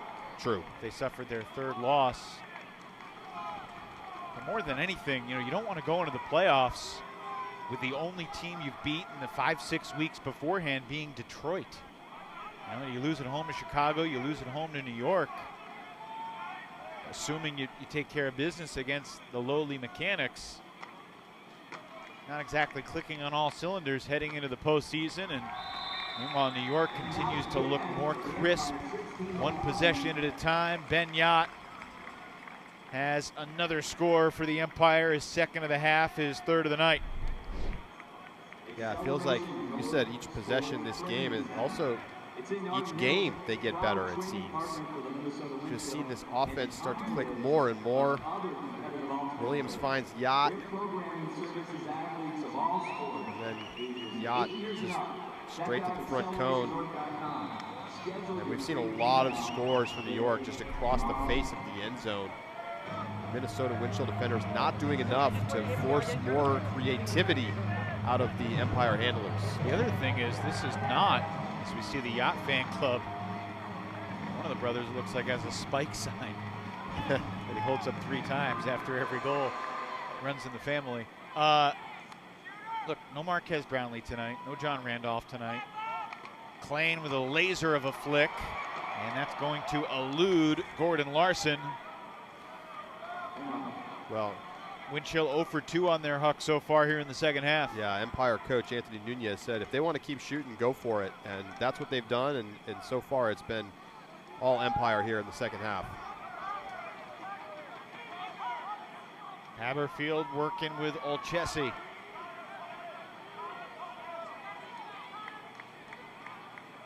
Angelo hasn't always gotten a ton of playing time with New York, but he's been a guy who's always been ready to go, and they put him out there. Low laser crossfield from Davis, and Ling could not bring it in. Would have been a nice catch. So Brandt initiates to Rader, steps through the double team, and then lefty backhands a turnover, but he might be bailed out by the whistle, and now Rader's saying, no, that was just a terrible throw by me. I don't deserve a call for that. Yeah, he'd already stepped through the contact in order to open up the space for the throw, and then he just made a bad throw. So good integrity there from Matt Rader. Yeah. Second of the night, DeClerc gave one back on some contact with Williams that was marginal. Connor Russell threw the last Empire score to Liam Haberfield. This crowd has gone cold. And so have the wind chill.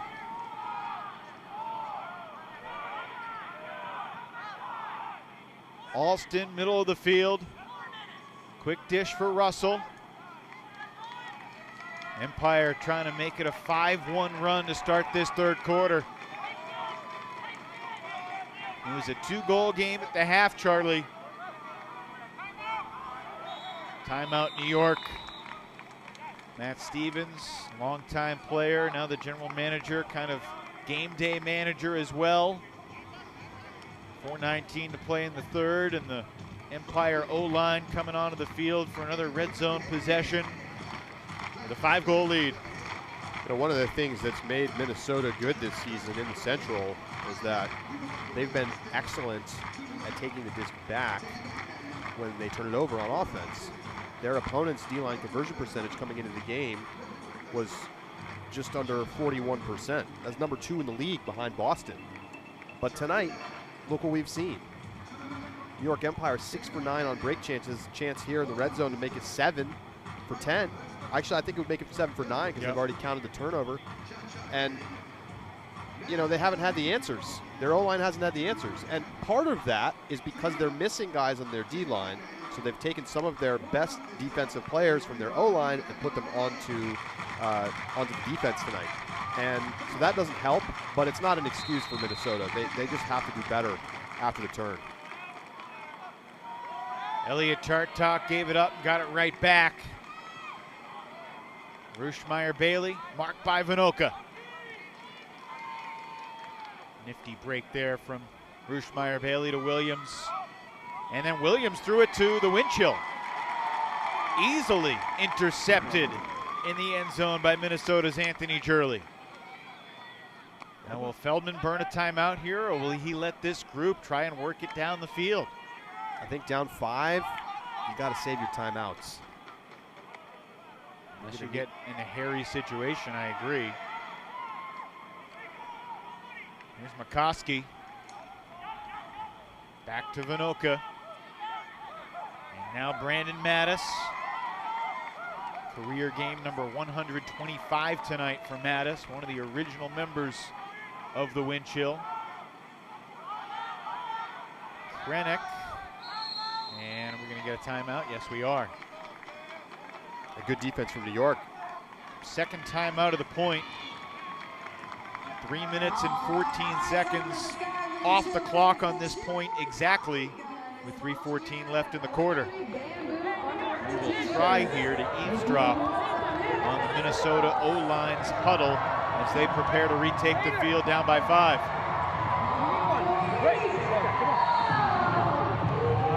Let's go Bert Angling. Want to try Llama again? Yeah. Julio again? Or someone new?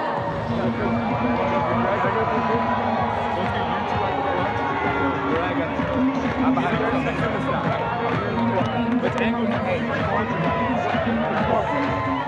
Youngster Will Brandt calling the shots in the huddle, and I think it shows you just how talented he is, that at his age he's kind of given the keys to drive this offense.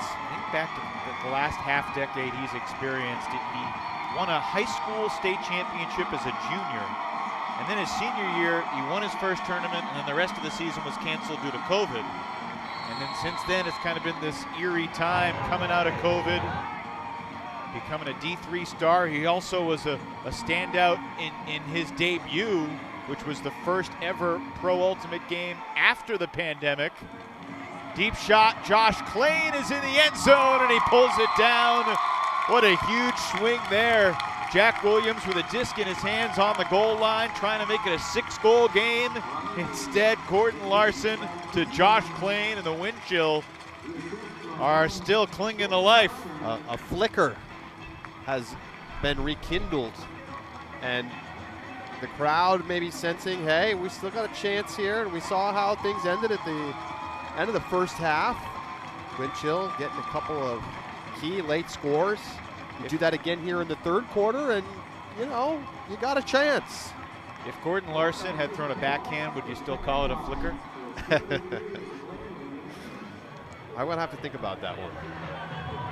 Klain coming up on just shy of 300 yards of offense tonight, 299, 2 goals and an assist. He's had a good game.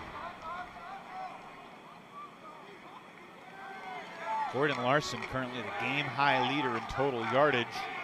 Over 300 receiving yards to lead both teams. Oliver Chartok leads the way in yardage for New York.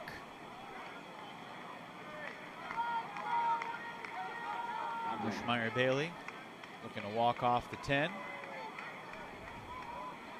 Gets a little confirmation from the official as to where he's to set his pivot foot. Matthew Johnson, Jimmy Kittleson, a big mark. Bushmeyer Bailey reaches over the shoulder and gets it off the line.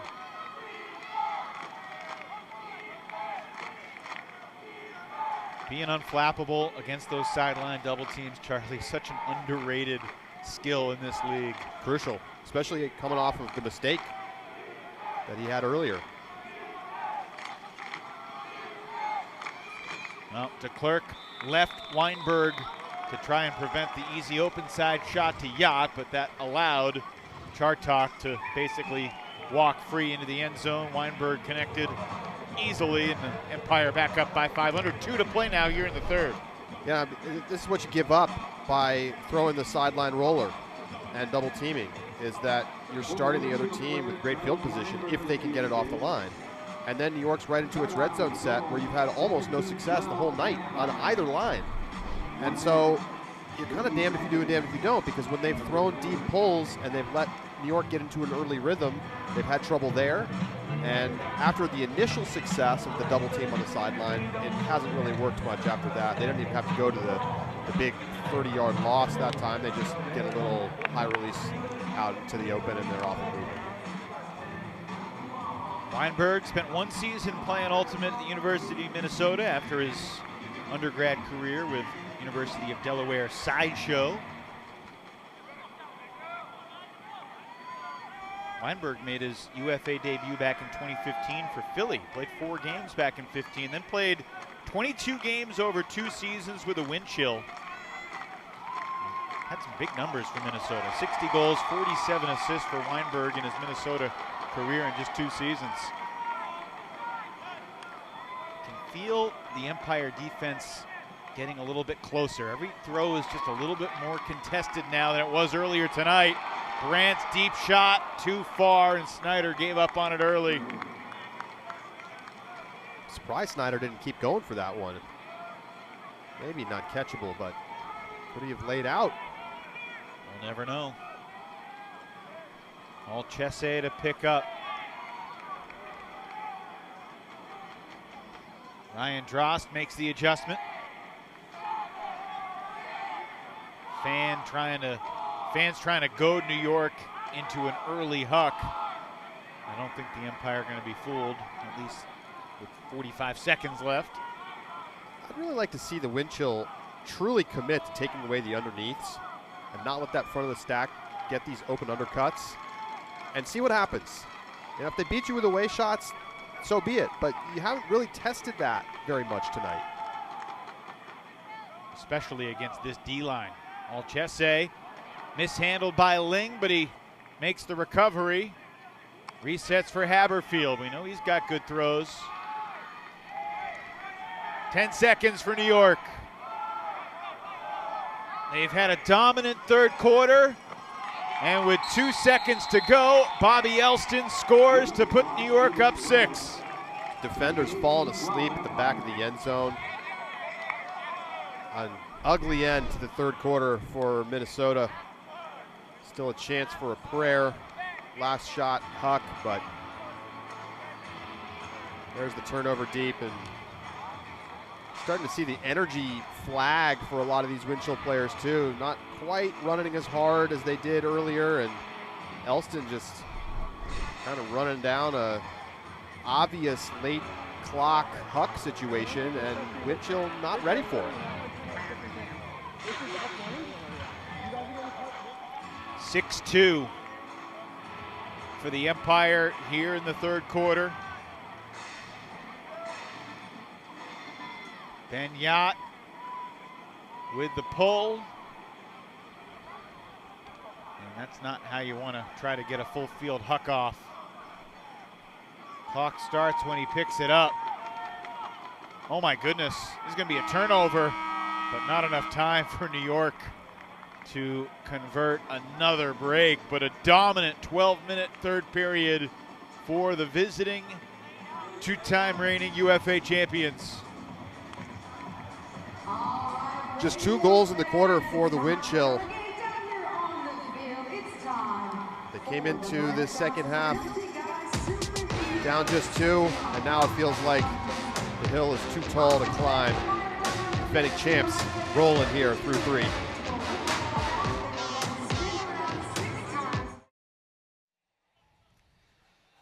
Coming down the stretch of the UFA regular season, and the New York Empire are looking a whole lot like the team that won the last 2 championships. Of course, they were undefeated each of the past 2 years. A different story this year. They've lost 3 times. They might very well be the 3 seed in the East, and yet we showed you the odds at halftime according to Charlie Eisenhood, who we happen to have with us in the booth tonight.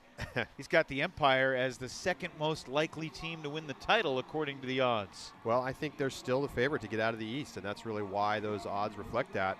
You know, they're going to have to get through those teams either way. It's very unlikely they're going to end up with the 1 seed, though it is still possible. Winning here tonight puts them in a good spot to be able to beat DC at least by 3 goals to take the 2 seed and maybe the 1 seed. Matt Rader sending Quinn Snyder. You understand the shot. Minnesota needs to get some goals quickly, but not a high percentage chance by any means, and it is an easy turnover for New York to pick up. Elliot Chartok looks around, chases it down, and rips a deep hawk. Ryan Drost chased from behind by Greg Cousins, and nothing Cousins can do there. Elliot Chartok has made a difference on the D-line without Marquez Brownlee and John Randolph. He said, Elliot, go pilot us with some breaks, and the Stevens family and the New York Empire fan base that made the trip enjoying what's now a 7-score lead. There's something familiar about 1912 New York in front here on this field, Charlie. We can reminisce. I mean, look, New York has now gone up against the best of the West. Salt Lake 2 weeks ago destroyed them. Here they are against the top team in the Central, up 7, and it could be more by the end of it. And Ryan Drost gets sniped a little bit. Best team in the East coming up next weekend. And if they beat, again, exactly, if they go in and they beat DC in Hartford, I should say, not exactly New York, close to New York Metro, we can say. Another drop from Minnesota there. Then they've taken down 3 of the top teams, and maybe they'll see the top team from the South at championship weekend, and they'll complete the sweep.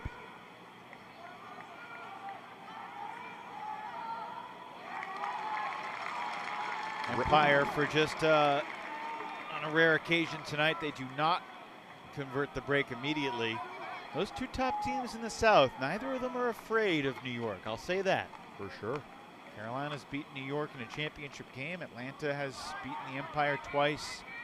And both those wins for the Hustle over the Empire have been in Atlanta. And I mean, the Hustle nearly upset New York in New York in the big Atlantic Division season coming out of COVID. That's right. Kind of a hallelujah, it's about time score there from de Klerk to Vinoka.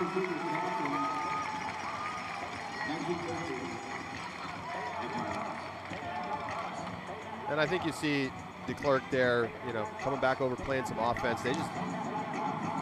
They need their whole team to beat a team as good as New York. You know, what does this look like if Tristan Van de Potel is out there captaining on the D-line and you can slot everybody one slot better than where you want them on your lineups? Now, I'm not sure that it's enough to overcome this deficit, but I think the wind chill, they've played a little better than being down 6. They're still going to have a lot of lessons to learn from tonight. They're going to be different lessons than what they need to take from last week against Chicago when they played with no energy. And I still think that they're far and away the likeliest team to advance out of the Central and be in Salt Lake for championship weekend. I don't know if you saw that the game between Madison and Chicago did go final. Radicals 21, Union 13. Wow. Dominant performance from the Radicals. So they're in the driver's seat to get the 2 seed in the Central Division. Madison had just 8 turnovers tonight. Double check, but I think that's a franchise record for a team that's been around since 2013. It also gives them the head-to-head tiebreaker against Chicago, even though they're 1-1. They blew them out tonight, and they only lost by 1 earlier this season. That's right. Now, if Indy runs the table, there could be a 3-way tie and some kooky things could happen because Indy, if Indy beats Madison, would have 2 wins over Madison. Indy also has a win over Chicago at the buzzer. So the Central Division still with some uncertainty in those 2, 3, 4 spots, but Madison in pretty good position. They know if they can win next week against Indy, they'll be the 2 seed and have their first home playoff game since they won the championship on that home field, downtown Madison, 6 years ago. And as we're discussing the permutations in the Central, New York just casually works it down and punches it in. You know, and I wanted to mention, you know, we've been talking about the Minnesota struggling with their offense tonight, and that's certainly the case. They're just 46% on their O-line conversion percentage. But that's in large part due to how strong this New York D-line has become over the last few weeks. I think early in the season, not that sharp. All the talent was there, but the execution was not, especially after the turnover. And look how clinical their D-line has been tonight when they've gotten the disc on offense. They did the same thing against Salt Lake. To the end zone, but Colin Berry unable to bring it in on the backhand shot from Klein. Berry a little shaken up.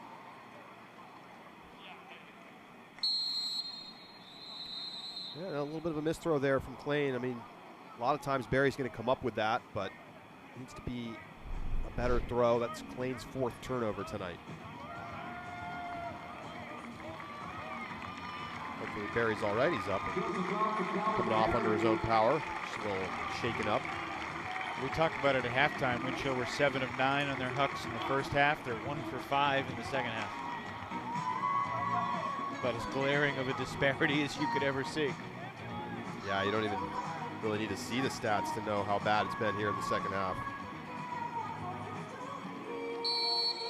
What are your early thoughts about New York hosting DC in Hartford? As you said, the Breeze beat the Empire by 2 in early June in our nation's capital. New York a different team now, that turnover notwithstanding. You know, I think the tricky part for DC is that they know they can lose close. And does that impact their mentality for that game? Obviously, they want to win, but it might be difficult for them to win on point diff, even if they do, to get the 1 seed over Boston, who has easier opponents next weekend, as we see another block. Well, in DC, I know what you're talking about with the point diff with New York being what it is, but DC still wants to win to get the 1 seed. Right. But my point is that it might be difficult for them to do that either way. But look, let's set aside the mentality part of it and just talk about the actual matchup on the field. I think it's going to be one of the best games of the season. I think DC is a great team. They showed that when they just obliterated Carolina a couple weeks ago. And New York, when they faced DC earlier this season, was not even close to full strength. They were signing guys who played literally one game for the team and had never played with them before and have not suited up since. And New York was still close in that game. So what's it going to look like with a full-strength New York against a full-strength DC? I do think New York has the edge, especially at home. But I think it could be a fantastic game. It was a strange stretch for New York, no doubt about it. Their equivalent of like the NBA 10-day contract part of the season when all of a sudden Kenny Taylor was on the Empire and Jordan Jeffrey, who was a champion back in 2017 with the Flamethrowers. Elliot Chartok, former San Francisco Flamethrower as well. And Angelo Olchesi has the score. Frustration overflowing right now for Minnesota. 21-13.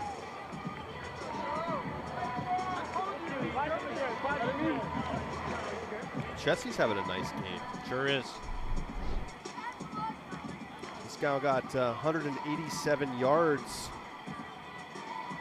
playing all of his points on defense. He's third in throwing yards behind Williams and Chartok. If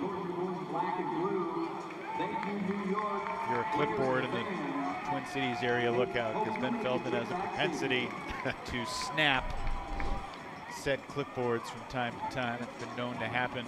Yeah, I was going to ask you who's the player of the game for the Empire tonight, but maybe I should rephrase. Which Chartok is the player of the game for the Empire tonight?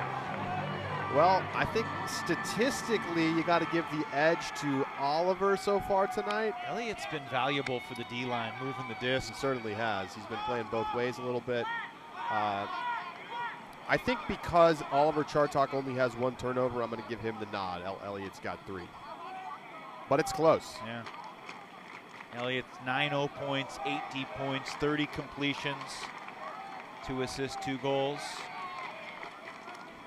You know, just to go back to the clipboard damage, I think the frustration is maybe not so much that they're losing the game. It's that they're not really competing in the same way as they did in the first half. McCoskey's huck for Vinoka.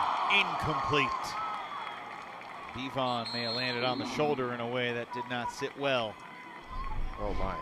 I mean, now you got Barry's going off the field. Bevon shaking up. Maybe lands a little funny on the shoulder here. Kind of crunch that right shoulder. And if you're an Ultimate player, you know what this feels like. And at some point, you got to start thinking about the playoffs and being healthy, because you're not going to come back in this one.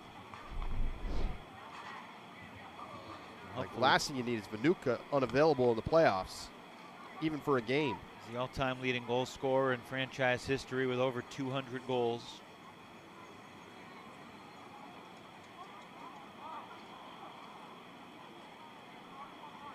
Those can be the most dangerous layouts. If you land flat on your chest, maybe you get the wind knocked out of you. That's about the worst that's going to happen. If you come on your side like that, you can mess up your collarbone, you can mess up your shoulder, you can land on your hip wrong. There's a lot of things that go wrong, but Nuka up and walking off under his own power. And this is earlier tonight on WatchUFA.tv. A rare highlight in a lopsided loss for the Chicago Union. Jeff Weiss's throw, not going to stay in, but the greatest attempt near the sideline. And John Lithio, former Empire, cleans it up. But overall, it was not Chicago's night. Certainly two very disparate weekends for the Union. Coming to Minnesota, winning by 5, then losing by this exact score that we've got here, 21-13, over in Madison.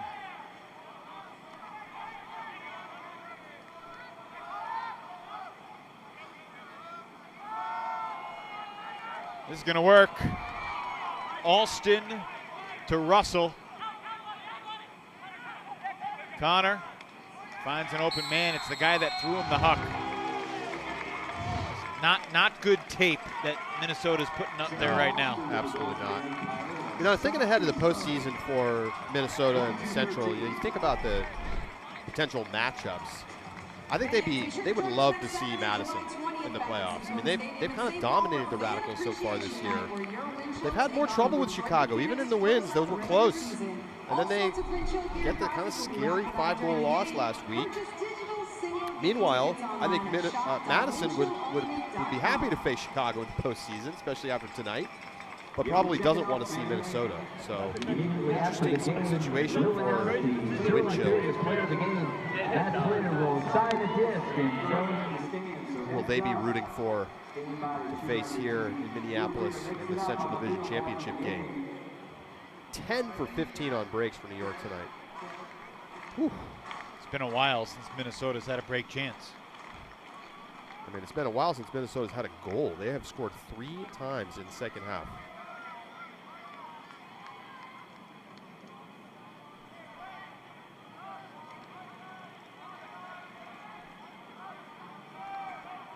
That graphic shows you why you always got to look a little deeper. Oh, 67% on breaks for both teams. Must have been a close one.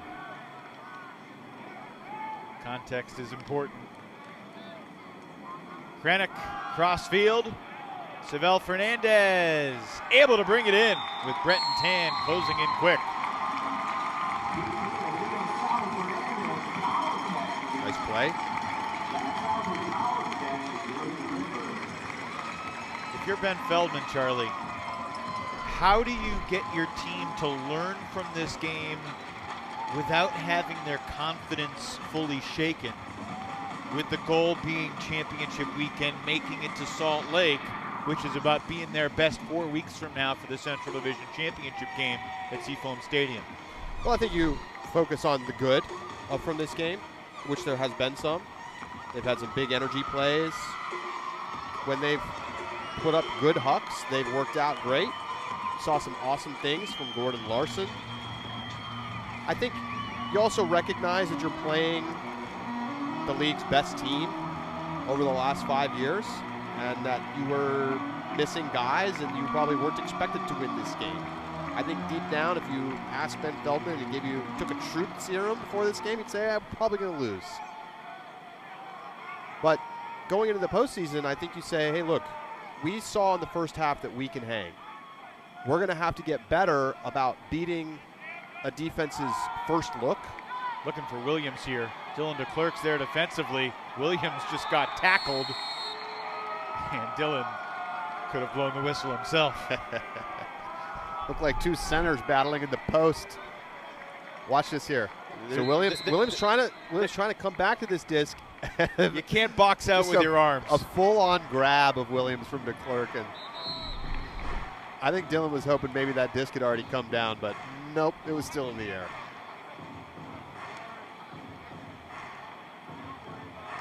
Interesting. I mean, I don't think they're going to call this an unsportsmanlike on DeClerc. If they did, he'd be ejected from the game. They are. Wow. And he's tossed. That's the softest ejection in UFA history. I mean, everybody's smiling. Oh, my goodness. They gave him a UC earlier in the game, and it looked like it could have gone the other way. And look, right here, there's something. Unbelievable from the referees. Thankfully not going to be the difference in the game. I mean, it's insult to injury, though, Evan. I mean, look how frustrated he is. I mean, which call is worse? Obviously, he fouled Williams there, but that's not a blatant, unsportsmanlike conduct foul. And even if you think it is, you can't call it there after you give him one on the other end at the beginning of this game when Antoine Davis ran him down. Terrible. Not great feel for the situation, especially when tensions were not particularly high. I mean, take another look. Here it is in full speed. Yeah, it's a foul. Yeah, it's a foul. I mean, you could even say it's an intentional foul, and I'm sure that's what the referees are saying. It's like he wrapped him up. That's an intentional foul. At some point, I think he was trying to make sure Jack didn't fall, like almost trying to brace his landing. Because they started to collide with each other. Well, that's a tough way for this game to kind of wind down, with New York coming up on leading by double digits. I hearken back to the New York Salt Lake game when Ben Yot was ejected in the first half, and Bryce Merrill used the integrity rule to bring him back into the game. And honestly, the biggest mistake the officials made that night was letting Bryce Merrill use the integrity rule to bring him back, because the rules do state that you can't use an integrity rule to overturn an unsportsmanlike conduct call. Will Brandt, can he get there? No, sir. We got a foul back on the throw, though, so we'll stay with Minnesota. We have sure seen a lot of discs floating just past receivers for the wind chill in the second half. And this is a huck that won't count as an incompletion. If that was an incompletion, it would have made Minnesota 1 for 7 on their hucks in the second half. Instead, they're still 1 for 6.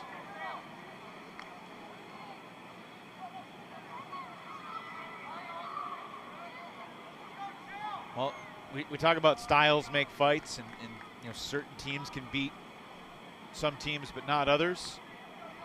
If Minnesota and Salt Lake are back at championship weekend, as they are favored to be, they're hoping that someone else can knock off New York before the Empire can get there. They're hoping DC or Boston or Atlanta or Carolina can give them, because there's no question New York has controlled the game against Minnesota tonight, and obviously New York has had Salt Lake's number too.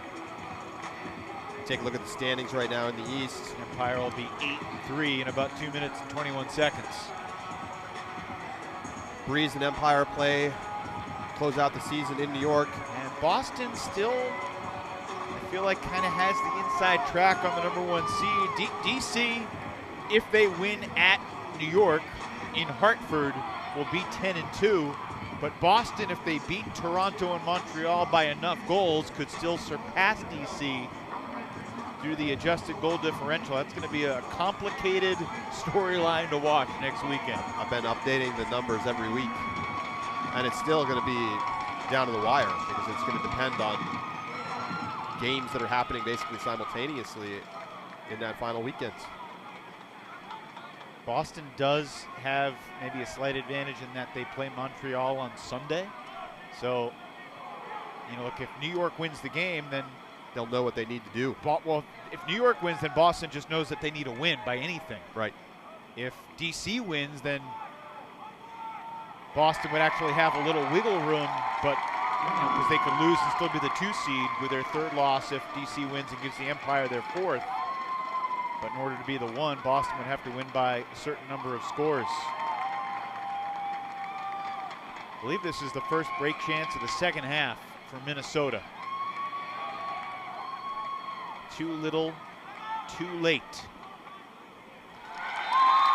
But it's a score for Anthony Jurley.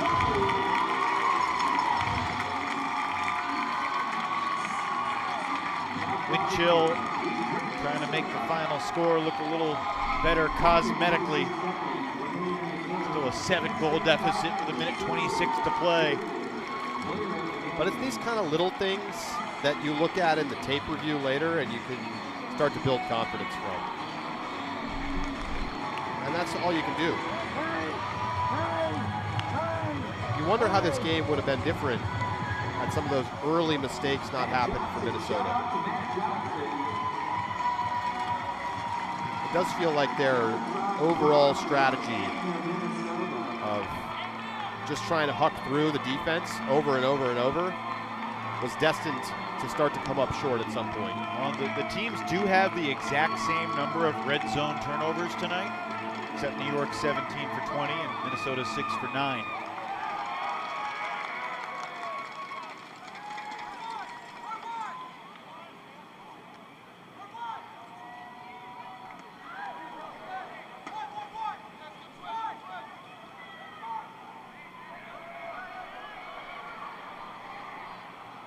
All the way for Oliver Chartok. And now 24-16, and a frustrated Brandon Mattis kicks the pylon.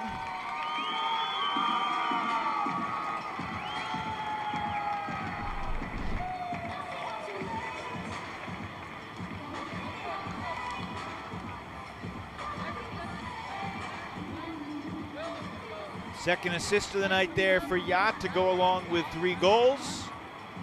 He's got 352 total yards along the way, 10 completions, no turns.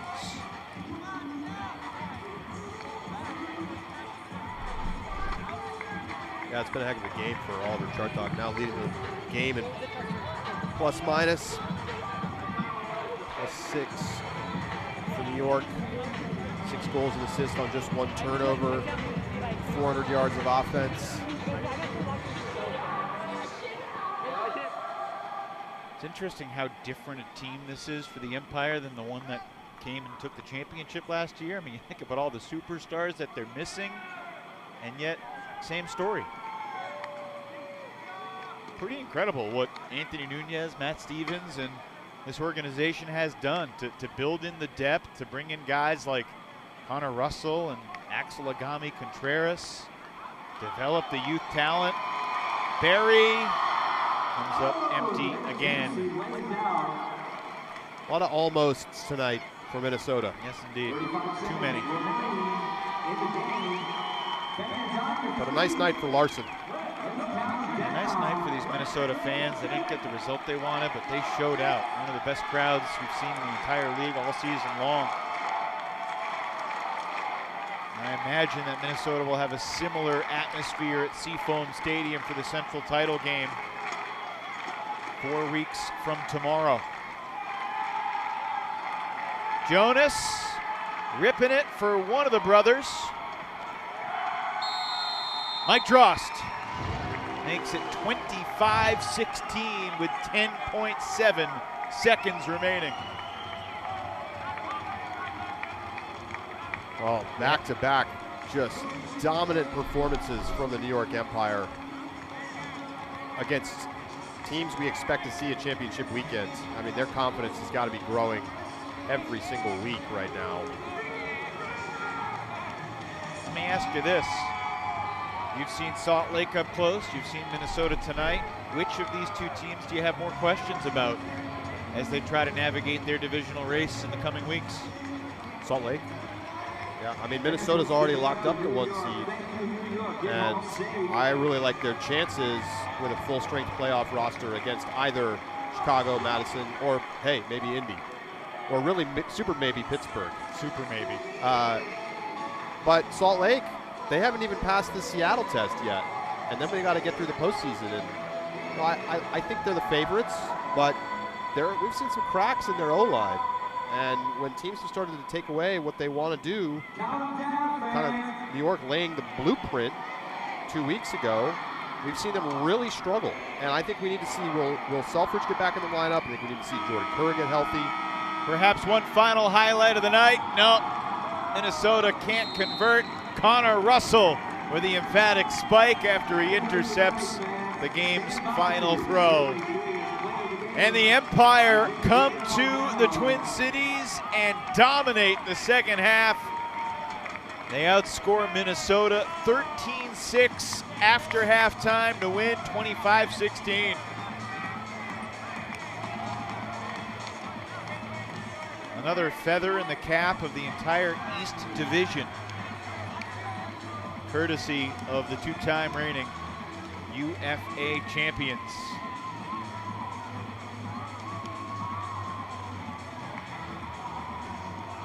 The only team to beat an East Division team from another division so far this year is the Atlanta Hustle. Took down New York earlier this year, but other top teams from around the league have come up empty. And you think, and big. The Toronto Rush have one win this year, came against Pittsburgh. The Beasts in the East, Evan. Yep, that's the story as we head to the postseason, and the champions from the last 2 seasons rounding into their finest form. Empire victorious tonight, 25-16. We'll be back to wrap it up right after this. The New York Empire victorious tonight here in Minnesota, 25-16, the lopsided final score. And a Minnesota kid named Ben Yat has put the headset on to join us. Ben, thanks for your patience. Congrats on the win tonight. It feels like you guys keep losing good players, and you keep playing even better. How are you doing this? We're just super deep. We've always been reliant on our depth, and guys like Sam Jonas, a homecoming for him as well. A bunch of the Herzl kids were out here today. Shout out to them. That was great. Sam Alston, Connor, like people all the way down the depth chart were contributing, so makes it easy on us. You play the top team in the West, Salt Lake, you dominate them. Then you come here, you play at Minnesota, top team in the Central, you dominate them. You got DC coming up, top team in the East. What's it going to take? Just a lot of patience. I think if we hold on offense, we've had a lot of battles with them, and it comes down to hold percentage. If you play well and you hold, you're going to win. So I trust our offense to do well. We've been kind of figuring it out towards the end of the year. Our defense has also been improving, so hopefully it turns out to be a good game in our favor. But we've already locked up a playoff spot, so hopefully we can, just continue to improve for that and look forward to playing in the playoffs. Obviously, we'd like to get a win, but it's all about peaking at the right time for us. Ben, what in your mind was the big story of the game tonight? Obviously, a 2-point game at the half. You blew it open in the second half. How'd y'all do it?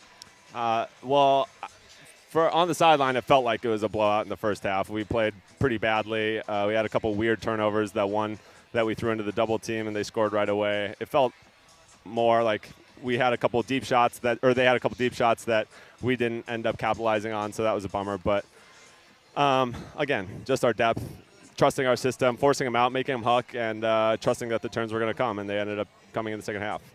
You got a lot of family here tonight. What's it like playing in front of all your friends and family? It's so fun. I get to play in front of them on TV, but there's something special about waving to Grandpa in the stands, waving to the fans in the stands, waving to my family in the stands.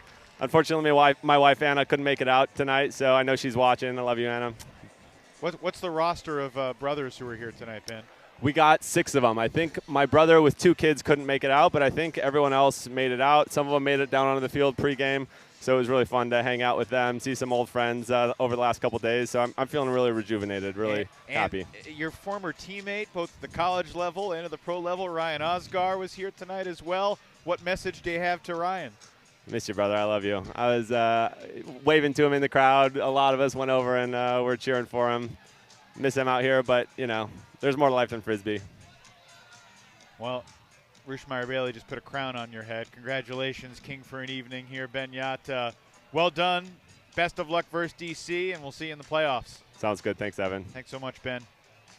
Solid game for the Empire on the road here in Minnesota, 25-16.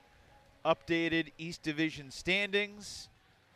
Top 3 all off until week 13, which is the final weekend of the season. 9-2 DC travels to 8-3 New York in a popcorn match if there's ever been one. That's at 6 o'clock Eastern next Saturday night, exclusively on WatchUFA.tv. Meanwhile, Boston is at Canada all weekend long. Do you want to predict how this East Division is going to unfold?